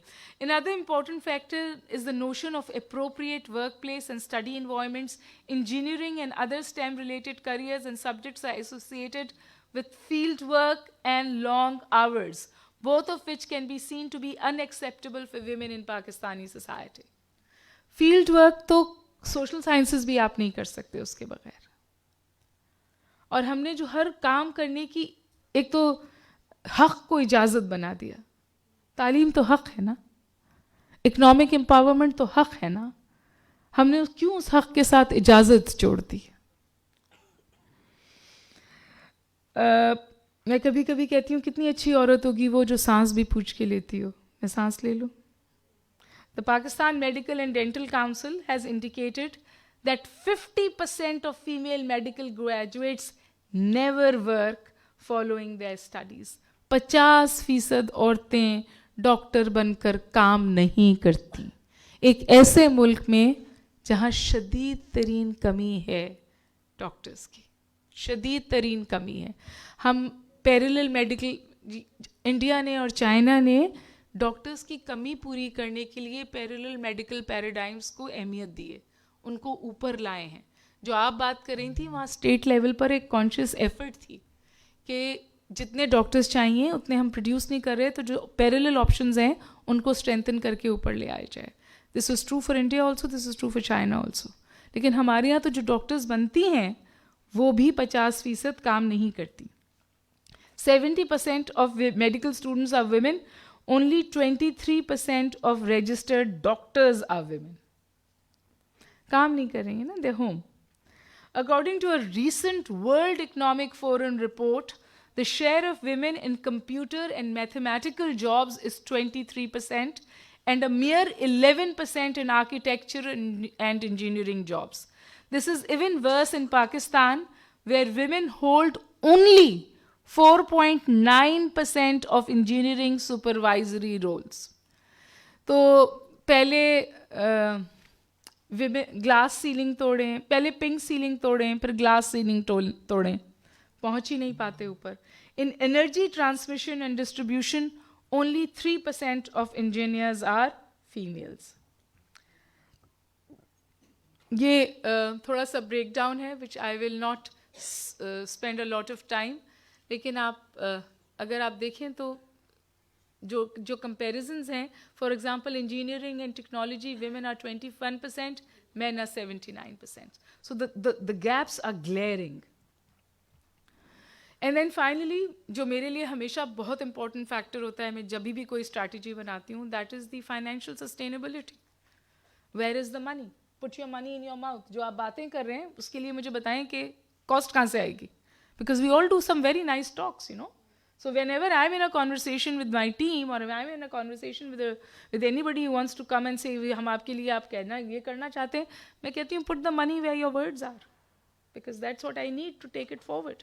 STEM, science, technology, engineering fields such as electrical engineering, physics and chemistry tend to require greater funding than humanities and social sciences such as English, history and psychology. You need money to promote STEM. The cost of a science and technology education is too high. You can't learn computer sciences without a working computer. 6 महीने के हिसाब से इस वक्त computer update हो रहा है. 6 महीने पर आपका obsolete हो जाता है. They cost money. The average 4-year technical degree tracks that cost about $45,000 and $60,000 without the right financial assistance, this cost can be difficult to manage. The cost of STEM education can be a difficult hurdle to cross for any women looking to enter the tech industry. Only 35% of STEM undergraduates are women. Cost remains a significant barrier. इस वक्त पाकिस्तान जो है वो Fulbright education में पूरे दुनिया में सबसे ज़्यादा scholarships ले रहा है. I asked them कि sciences में कितनी दे रहे हो? Sciences में नहीं दे रहे हैं. Social sciences में दे रहे हैं, soft fields में दे रहे हैं, anthropology में दे रहे हैं. Sciences में तो घुसने भी नहीं देते. Physics में तो घुसने नहीं देते. उनको डर है कि हम कुछ कर लेंगे. But that is actually true. I had this conversation with the Fulbright and I said, बस they said हम दे तो रहे हैं. मैंने कहा आप दे तो रहे हैं, लेकिन यहाँ पे भी डिस्क्रिमिनेशन है ना. आप साइंसेज में बच्चों को आगे नहीं आने दे रहे. ऑक्सफोर्ड वगैरह में भी, ऑक्सफोर्ड महंगा है वहाँ पैसे, अब उन्होंने कोई मूवमेंट की है ऑक्सफोर्ड के लिए. Okay, ji. The cost of training the next generation of scientists can be expensive, as the scientific research itself, students pay tuition fee each year, but on top of that, the materials required for their STEM courses, usually textbooks, equipment, and laboratory manuals, are also a financial burden. Laboratory manuals need to be updated. The high cost of assessing academic papers have led to more pirating of papers. अच्छा, sciences में publish कराने के भी पैसे देने पड़ते हैं ना. सो बहुत ज़्यादा पैसे देने पड़ते हैं to establish yourself as a. ये सब बातें हैं ना. आप कहते हैं साइंटिस्ट प्रोड्यूस करो, मेहनत करो, पेपर प्रोड्यूस करो. भाई पैसे दो तो करें ना. रिसर्च करने के लिए पैसे दो, काम करने के लिए पैसे दो, मटेरियल दो, फील्ड रिसर्च करने के लिए पैसे दो, फिर पेपर प्रोड्यूस होगा, फिर उसके भी पैसे देने पड़ते हैं, और फिर मैं स्टैब्लिश होंगी साइंटिस्ट. तो फिर मैं वो साइंटिस्ट कैसे स्टैब्लिश हूँ? I mean there are so many hurdles that are just nobody wants to talk about it. Science क्या हो रहा है? आपके बहुत पेपर प्रोड्यूस किए, सब सोशल साइंसेज में किए, zero policy impact, with all due respect. और रैकेट बन गया है पेपर्स लिखना. और मतलब मैंने भी पूरे कर लिए प्रोफेसर बनने के लिए, but I know it's a racket. We all know it's a racket. The problem requires greater commitment by government and technology industries to invest in research and support to institutions trying to expand their facilities. दुनिया में research state funded नहीं होती, corporate funded होती है. और जो चीज़ हमने तालीम को भी बांट दिया. Public sector, private sector. You need public-private partnership. आप लोगों के पास space है, पब्लिक सेक्टर के पास स्पेस है, लैब्स हैं, जगह है, बच्चे हैं, ह्यूमन रिसोर्स है. प्राइवेट सेक्टर के पास पैसा है. Stop shunning each other, come together to create partnerships.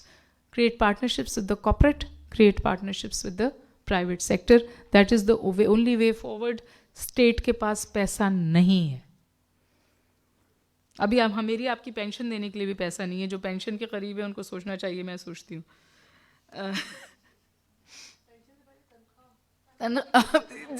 आपका दुख जी साझा है जी, दुख बिल्कुल साझा है. Okay, the problem requires greater commitment by governments. हो गया ये. Many qualified and experienced scientists suffer from poor job security. एक मेडिकल डॉक्टर 8 साल करके जब बाहर निकलता है तो उसको किसी भी दूसरे जगह से कम पैसे मिलते हैं. The reflection of the money you make is not reflective of the time you put in. Everywhere in the world ये create होता है एक system कि जितने साल जितना पैसा लग रहा है उसकी remuneration market में आए, फिर वो fields grow करती हैं. हमने वो कभी matrix बनाया ही नहीं है. Many qualified and experienced scientists suffer from जी ये हो गया. I'm sorry, I'm repeating. Research funding can cause large and inconvenient. Research funding में तो gaps नहीं, हमारे यहाँ तो research funding है ही नहीं. The reasons of education underperformance are multiple and complex. Poor pedagogy and lack of skilled teachers. हमारे यहाँ मतलब मैं मुझ समेत we very few teachers update themselves. They are teaching curricula to students which are outdated, which is not of any value to them when they hit the market. We are churning out. मैं इस गुनाह में बराबर की शरीक हूँ. We are churning out degrees that are not worth the paper they are written on. And that is the problem. I'm sorry, Ji. I'm sorry about that. I just apologies, Ji. ये मैंने क्या किया? Time कितना? मेरे पास time है थोड़ा सा? What did I do? I did something from here. Sorry. Yeah. Okay. Difficulty in using active learning techniques, particularly if the large classes are held in traditional lecture theatres. अब ये traditional lecture theatres की भी आपके साथ एक बड़ी interesting study मैं share कर लूँ. This is my favorite input in the talks that I do. So MIT, not my university, if it becomes MIT one day, but MIT did a very interesting research. They did a research कि जब lecture हो रहा होता है, जैसे मैं इस वक्त आपसे बात कर रही हूँ, जो मोनोलॉग होता है यूजुअली क्लासरूम्स में, उसमें उन्होंने ये देखा कि जो स्टूडेंट की मेंटल एक्टिविटी है वो कितनी होती है ना, कि उसकी एब्जॉर्प्शन लेवल्स क्या हैं. द स्टडी केम आउट, उसने तहलका मचाया हुआ है बाय द वे. उन्होंने कहा कि मेंटल एक्टिविटी उतनी उससे भी कम होती है जब बच्चा सो रहा होता है. That is the truth of the matter. That is our classroom technology. ये जो हम लेक्चर देते हैं, हम सोचते हैं हमने 40 मिनट जाके बात की, वो जो बच्चा वहाँ बैठा है उसकी मेंटल एक्टिविटी, एब्जॉर्प्शन कैपेसिटी उससे भी कम है जिस वक्त वो सो रहा होता है. So if we don't revisit our pedagogy and our teaching methodology, we are doomed. Providing access to computers and other equipment, insufficient resources, low quality instructional materials, lack of independent assessment. Our assessment quality is poor.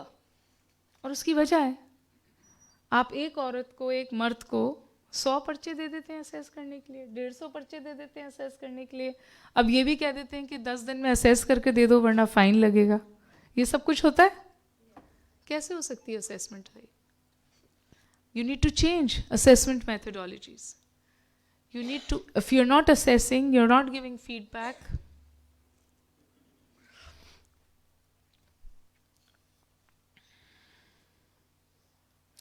Solving Pakistan's education crisis will require a system-wide approach and considerable political will. I want to think, I want to hope that the political will for education will come. I don't see it. It has only dwindled over the years. Education has become a less of a priority with every government, with every passing. So what have we got? We've got islands of excellence.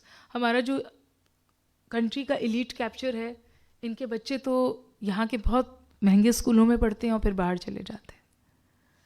जो हमारे बच्चे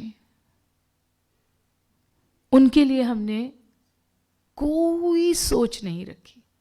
उनमें से जो बच्चे अपनी मेहनत से आगे निकल जाते हैं वो भी बाहर चले जाते हैं।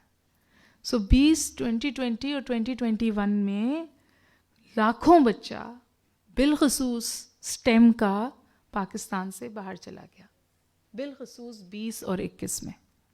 इंजीनियर्स चले गए, अकाउंटेंट्स चले गए, डॉक्टर्स चले गए, बैंकर्स चले गए, और अब अच्छे टीचर्स को भी वो बुला रहे हैं। हबीब बैंक की किसी ने खबर सुनी होगी ना कि उन्होंने अपनी रिटायरमेंट एज 65 कर दी। बड़ा उन्होंने शोर वोर मचाया कि हमने अपनी रिटायरमेंट एज 65 कर दी। कोई हबीब बैंक वाले बैठे होंगे तो मुझसे नाराज़ हो जाएंगे। आई had a conversation with them.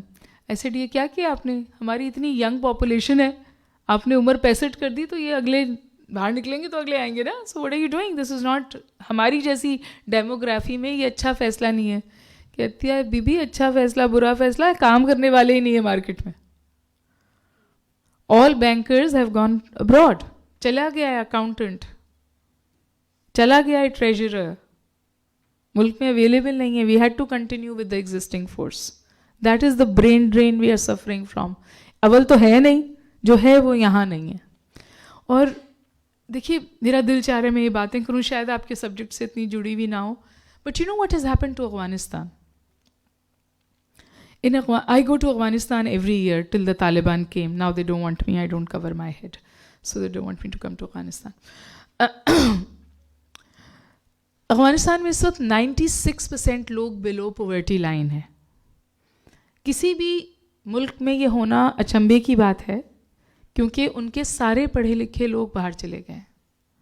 I had a consultation with the Afghanis in Washington, और वो आए और उन्होंने पाकिस्तानियों को भी बहुत बुरा भला कहा और अमरीकियों को भी बहुत बुरा भला कहा कि आपने हमारे मुल्क के साथ ये कर दिया, ये कर दिया, आजकल तो हम पे गोलियां भी चला रहे हैं।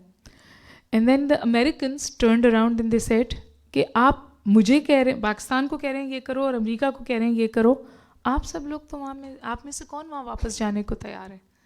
सो the all the educated rich empowered Afghans are not in Afghanistan. I think it, मुझे खौफ आता है कि शायद ये इस वक्त पाकिस्तान के साथ हो रहा है।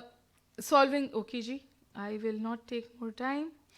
There are several challenges facing STEM education, teaching competencies of STEM teachers, lack of student activities related to STEM. We don't excite children with science. You know, education should be exciting. We should excite children with it. We don't, एक तो हम तालीम से ही बच्चे को excite नहीं करते, और फिर हम STEM education से तो बच्चे को बिल्कुल excite नहीं करते। Advanced STEM education is mostly offered by private sector as compared to public sector. सारी अच्छी इंजीनियरिंग्स जो हैं अब प्राइवेट सेक्टर में, मतलब आप सोचिए फ्लड्स आ गए, ठीक है ना जी, हमारे यहाँ कितनी कोई 12-14 इंजीनियरिंग यूनिवर्सिटीज़ तो होंगी, हमने पानी निकालने के पंप भी चाइना से मंगवाए। मतलब अगर हमारे पास इतनी इंजीनियरिंग यूनिवर्सिटीज़ हैं तो हम पानी निकालने का पंप भी नहीं बना सकते? और क्यों किसी ने ये सवाल नहीं उठाया कि यार पानी निकालने का pump is a simple suction machine, why can't we make it ourselves? Why do we have to import our water suction pumps? Lack of laboratories, equipment and other resources needed to teach STEM. Conventional curriculums, unfavorable economic conditions, lack of STEM based job. जो सवाल professor साहिबा आपसे आया था, सिर्फ यूनानी medicine नहीं है, हर जगह हमारी अनपेड जॉब्स हैं, अंडरपेड जॉब्स हैं साइंसेस के लोगों के लिए, और जॉब्स नहीं। और ये भी कुछ अच्छा कर दिया कोविड ने, तो ईसा और चुगताई लैब्स में लोगों की चांदी हो गई, वरना इतनी नौकरियां भी नहीं थी। एक्चुअली 35 to 40% नौकरियां बढ़ी माइक्रोबायोलॉजिस्ट के लिए, लैब जॉब्स बढ़ी कोविड की वजह से। A gender neutral and harassment free environment at the research laboratories where female research workers can work round the clock without any bias or fear of their male supervisors and colleagues enable them to work efficiently and diligently. जो लड़की घर से ही शाम को 7 बजे काम के आती है, सबसे पहले तो घर वाले सवाल उठा देते, मोहल्ले वाले सवाल उठा देते, और साथ काम करने वाले भी कहते हैं ये तो 8 बजे तक ऑफिस में बैठी रहती है, किरदार कुशी करने में तो ये 2 मिनट लगते हैं ना. A visible role model can help inculcate a mindset that promotes growth and empowers girls to embrace challenges and solve complex problems. In order to keep abreast with the demands of the fast-changing world, the government needs to ensure that every student is exposed to STEM. जिस तरह हम कहते हैं ना, everybody should be exposed to social sciences, every student should be exposed to STEM. The exposure to STEM in Pakistan is minimal. They don't even know what they're missing out. Interest तो उससे generate होगा ना जब उनको पता होगा. मतलब science museums होते थे पूरी दुनिया में. An activity is to take your children to science museum. Let them get fascinated by science, to want them to study science. हमने तो वो trajectory कभी सोची ही नहीं. We don't we don't fascinate our children with how fascinating science is. From an early stage to their development, connecting STEM experience to girls' lives, promoting active hands-on learning and emphasizing that STEM is collaborative and community-oriented. So if you want to solve the problems of the community, that's where STEM comes in. ये Mars और Venus वाली sciences नहीं है, ये everyday sciences हैं. STEM is collaborative and help open a new window of opportunity for girls and women, a complete revision or replacement of the current curriculum, introduction of practical teaching strategies and nurturing a questioning environment in educational institutions. एक गुजारिश कर दूँ, वो one कैरिकुला की आप लोगों ने कहानी सुनी होगी ना इमरान खान साहब की, उसमें एक प्रॉब्लम ये भी थी कि स्केलेटन कैसे दिखाएं, ये तो बरहना है, पर साइंस कैसे पढ़ाएं. Pakistan is a developing country that is striving to accelerate its economic growth and catch up with the pace of the fast-growing economies of the region. Women are about 48.5% of Pakistan's total population. You cannot keep half of the population out of STEM studies. There is no progress. There is no growth if you do that. Despite constituting almost half of the population, women are an underutilized talent. मैं तो कहती हूँ unutilised है. जो तुम 0.02% यहाँ बैठी हो, ये उनमें से भी आधी जो हैं किसी काम की नहीं रहेंगी, गोल रोटियाँ पकाएंगी और कोई काम नहीं करेंगे. Women have remained somewhat underrepresented in most disciplines of science and technology and furthermore are not well represented at most senior levels in all disciplines. देखिए औरतें काम तो अब कर रही हैं, मुझे उससे अब कोई इब्हाम नहीं है और काम करना भी चाहती हैं. But the problem is that we need to be on decision-making tables, on corridors of power. So every single woman here should push to be on the decision-making table. जब तक हम वहाँ नहीं आएंगे, जब तक बदलाव नहीं आएगा. Don't shun politics. Don't shun administrative positions. Women shun administrative positions. मैं पढ़ा के वापस चली जाऊँगी घर. आप कोई एडमिनिस्ट्रेटिव पोजीशन नहीं लेती, फिर आप अपने लिए कोई फैसला नहीं करती, आपके लिए कोई और फैसला करता है. So please don't shun that. Except administrative positions, except political positions. अगर कोई आपके साथ पॉलिटिक्स कर रहा है तो फिर पॉलिटिक्स कीजिए, पॉलिटिक्स खेलिए. गोल रोटी बनाने में कोई हर्ज नहीं है, शादी करने में कोई हर्ज नहीं है. Children are the most beautiful thing. If you ask me today what is the most important thing to me in my life, it is my children. But it also means that I have not stopped being a human being. I have not stopped being Huma. I have not stopped pursuing my dreams. So please pursue your dreams. That's what I say. You know, girls come to me and say, "Madam, मेरी शादी हो रही है." मैं कहती हूँ, बेटा शादी हो रही है, तुम्हारा इंतकाल नहीं हो रहा. You continue to live. There's nothing wrong in it. I mean, you continue to be a human being. You continue to live. Pakistan may have one of the highest gender gaps in the world. However, women contributions are conspicuous in the engineering field despite all the challenges at multiple levels. Women are making waves. They are pushing their way forward. The push has to be harder. Over the past few years, a growing number of females have entered the fields of STEM. We have brilliant women such as Ramla Qureshi, civil engineer with specialization in structural and earthquake engineering, जिसमें दुनिया में बहुत कम लोग हैं. Zartaj Wasim, CEO and co-founder of Pakistan Space Science Education Center. Zainab Imtiaz Ali, material research engineer, and Sadaf Ahmed, director at Robotics Club Pakistan, to name a few. Sadaf of Circle, and I can name a million other women. Closing gender gaps and empowering quiver in the economy are central to the Sustainable Development of 2030 agenda. Thus, efforts are being paid at national level. I wish you all the best, and I want to see you as active, working STEM professionals tomorrow. Thank you for having me.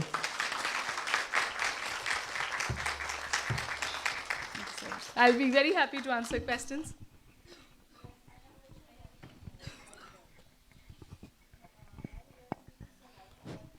Hello.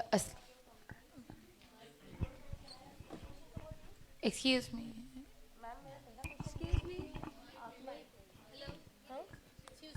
Excuse me. Ma'am my first question is that कि आपने कहा scholarship science वालों के लिए नहीं है, but मैं scholarship abroad जा रही हूँ अभी, तो उस स्कॉलरशिप की पर मंथ 4 लाख है।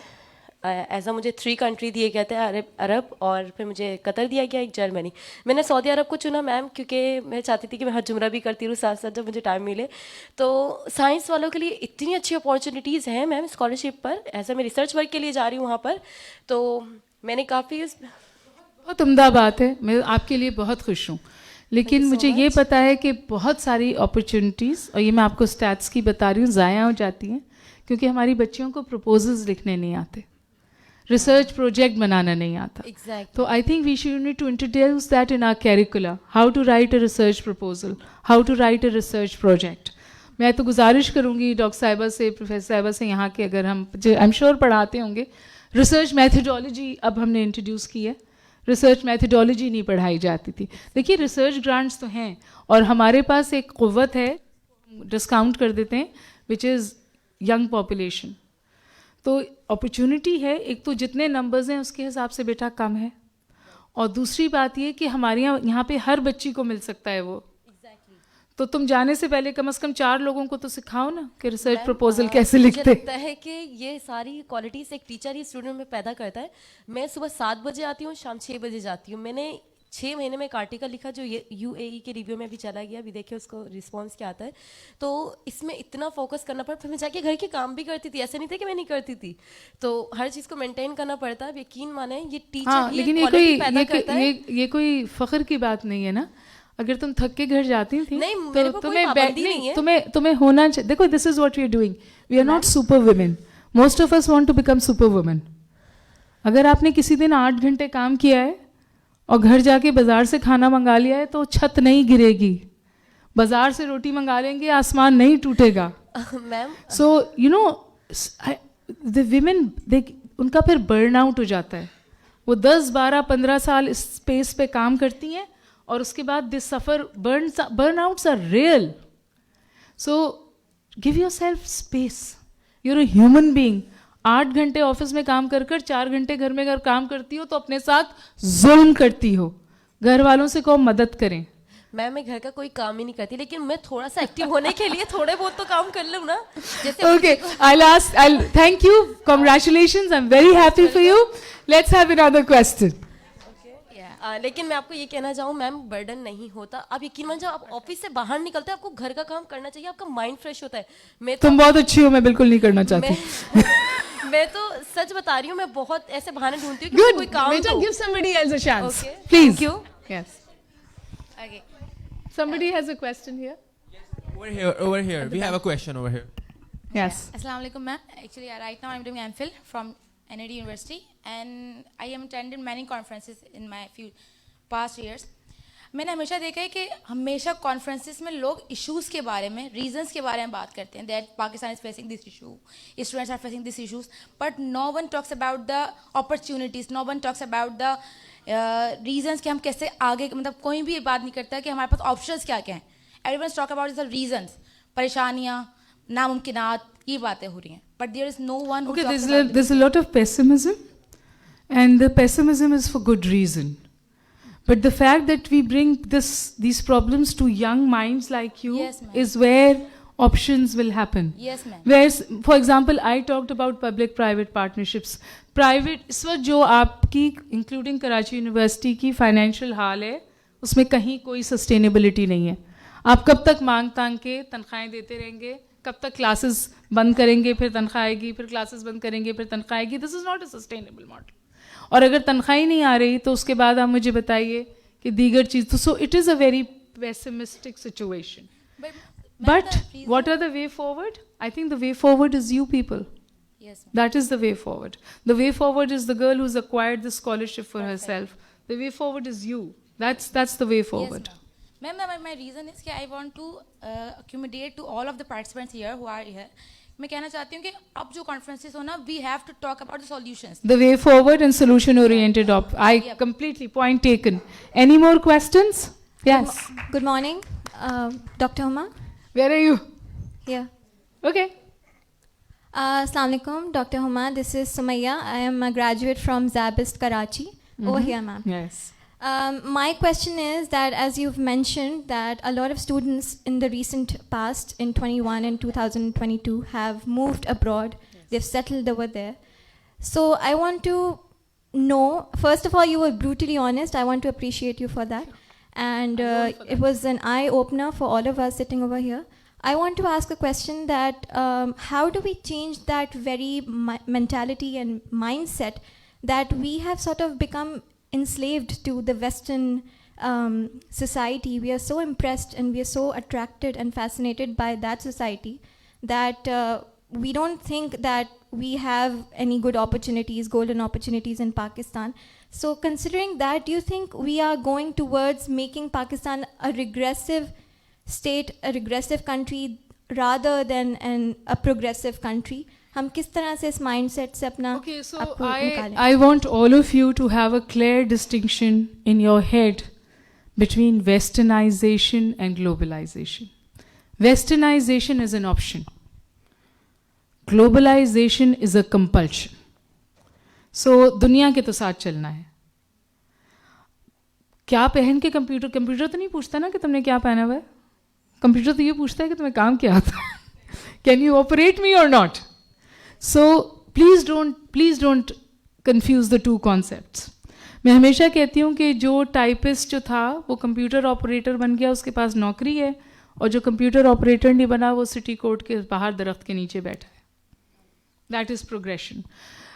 Despite all the problems, I think our youth bulge is still has the potential to turn Pakistan around. But जिस हर बल्ज में आपको इन्वेस्ट करना पड़ता है ना.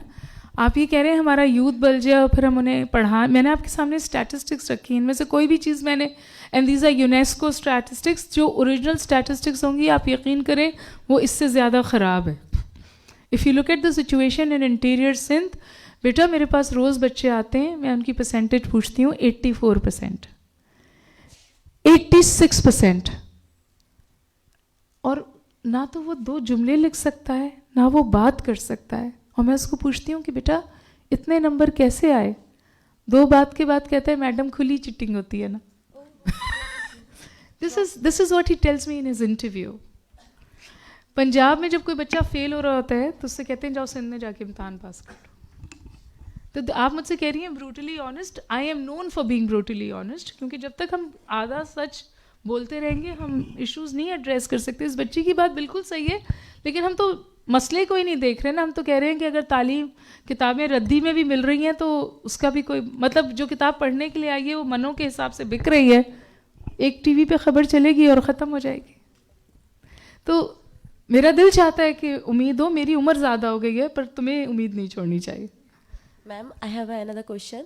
मैम क्या पाकिस्तान इस वक्त I will not give you a chance to ask another questions because there are other people who want to ask questions. I'm sorry for that. Everybody should get a chance. Yes, please. I need to get out also. But I will come and speak to you sometime. Saima, मुझे किसी वक्त बुला ले, मैं ऐसे आके आपसे गप लगाऊंगी, बात करूंगी. Welcome. I'm an engineer by profession, and recently I'm teaching in Pakistan Navy Engineering College, NAST. I haven't been into this side for around 10 years. 10 साल हो गया मुझे माशाल्लाह पढ़ाते हुए. हर साल मेरे पास बच्चे आते हैं, रिकमेंडेशन लेटर लिखवाते हैं और फिर चले जाते हैं इस मुल्क को छोड़ के. शायद उसमें कुछ हमारा पार्ट भी होता है. We encourage them. उसका रीज़न ये because when they are graduating from universities like IBA or NAST, तो they expect कि उनको पहली सैलरी ही लाखों में मिलेगी. उनकी एक्सपेक्टेशंस होती हैं, और उसका रीज़न शायद ये कि उन्होंने रोल मॉडल जिन लोगों को बनाया हुआ है वो इस तरह के, जैसे जो कॉलेज ड्रॉप आउट्स थे जिन्होंने फेसबुक वगैरह लॉन्च किया. तो शायद ये एक मैक्सिमम रीज़न है ब्रेन ड्रेन का इस वक्त पाकिस्तान में. दूसरा, I don't have a question actually, मैं एक छोटा सा एक एक्सपीरियंस शेयर करना चाही थी. Mostly people might not agree. You are saying that females पे जो एक प्रेशर होता है वो उनके बच्चों की नर्चरिंग का भी होता है, right? Recently, one of my colleagues, she resigned, and after getting to know what was the reason for her resignation, so she just gave 2 reasons. One was that she wanted to go for PhD, but her family was not letting her, and the second one was कि वो कुछ इस तरह के motivational speakers को सुनती थी कि जिनका focus सिर्फ ये था कि बच्चे बच्चे बच्चे, ठीक है, बच्चे बच्चे बच्चे, ये 3 चीज़ें थी. And we were like, ma'am आप कर सकती हैं because you have been consistently doing it for 10 years. आप ये कर रही हैं. But still she said, बच्चे बच्चे, and sorry to say, I mean, hope देखो मैं एक बात कहूँ कि औरत पर माशरे का बहुत प्रेशर होता है. That's true. बहुत बच्चे और हमने ये फैसला कर लिया है कि बच्चे सिर्फ औरत की जिम्मेदारी है, तरबियत सिर्फ औरत की जिम्मेदारी है, और अगर हस्बैंड छोड़कर चला जाए तो कफालत भी उसकी जिम्मेदारी है. ये भी तो होता है ना, सिंगल पेरेंट्स भी तो होते हैं ना. एक तो ये फैसला कीजिए कि बच्चे जो हैं वो माँ बाप दोनों की जिम्मेदारी है, उनकी पाल भी दोनों की जिम्मेदारी है. और ये जो मैंने अभी बर्नआउट की बात की थी ना, ये वो बर्नआउट है. 10 साल तक उसने मैनेज किया और फिर वो मैनेज नहीं कर पाई. मैं सही और गलत का यहाँ फैसला नहीं कर सकती, और मैं पर्सनल चॉइस को बहुत रिस्पेक्ट करती हूँ. अगर कोई औरत काम नहीं करना चाहती तो ये भी उसका हक़ है, क्योंकि ये हक़ अल्लाह ने दिया है, ठीक है. उसकी किफ़ालत किसी को उठानी है, और अगर वो इससे खुश है तो मुझे उसमें कोई एतराज़ नहीं है. लेकिन मैं उसके साथ साथ ये भी कहना चाहती हूँ कि मैं आपको अपनी मिसाल दूंगी, क्योंकि मैं I was a stay home mother for 8 years. 8 years I was a stay home mother. I did, Anila यहाँ बैठी हैं, I did my masters privately, I got a job in the university, and then there was no looking back.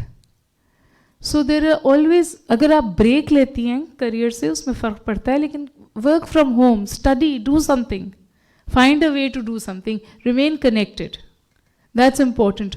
औरतों के लिए choices मुश्किल हैं, इसमें कोई शक नहीं है. औरत जब घर से बाहर निकलती है और काम करती है तो वो, तो मैं कन्विंस्ड हूँ कि वो मेरा जिहाद है, वो आपका जिहाद है. हमारा तो बस में चढ़कर यहाँ तक आना भी जिहाद है, क्योंकि हमारे इस्लामिक रिपब्लिक ऑफ पाकिस्तान में मर्दों का फेवरेट पास टाइम औरतों को घूरना है, क्योंकि दूसरी औरतों को घूरते हैं तो फिर अपनी औरतों को घर में निकालने से डरते हैं.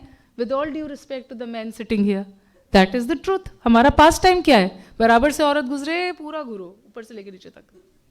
This is our pass time. So औरत के लिए तो जहाद है घर से निकलना बेटा. But we I think we are getting there. Brain drain पे आपने जो एक बात की थी, मैं लास्ट जुमला कह के बात ख़त्म करी हूँ. ब्रेन ड्रेन, वो लोग जा नहीं रहे, उनको लोग बुला रहे हैं. You see, you can't enter a country unless you have a job, you have a degree. वो कोई मेरे सड़क पे भीख मांगते बच्चे को बुला रहे हैं? वो मेरा बेहतरीन बच्चा, मेरा बेहतरीन पढ़ा लिखा बच्चा सक कर रहे हैं यहाँ से, और हर यहाँ बैठा हुआ बच्चा कहता है मेरी लॉटरी लग जाए और मैं निकल जाऊँ. Thank you for your time.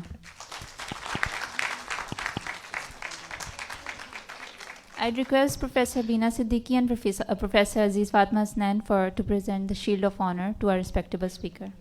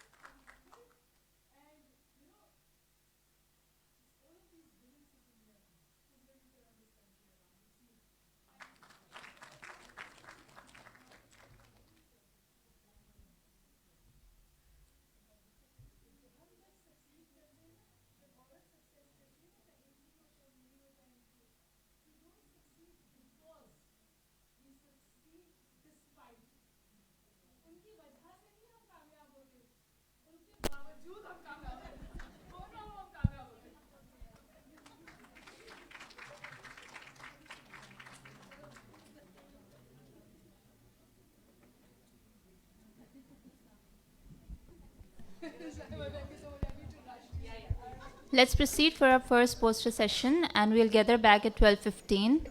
Please have tea as well.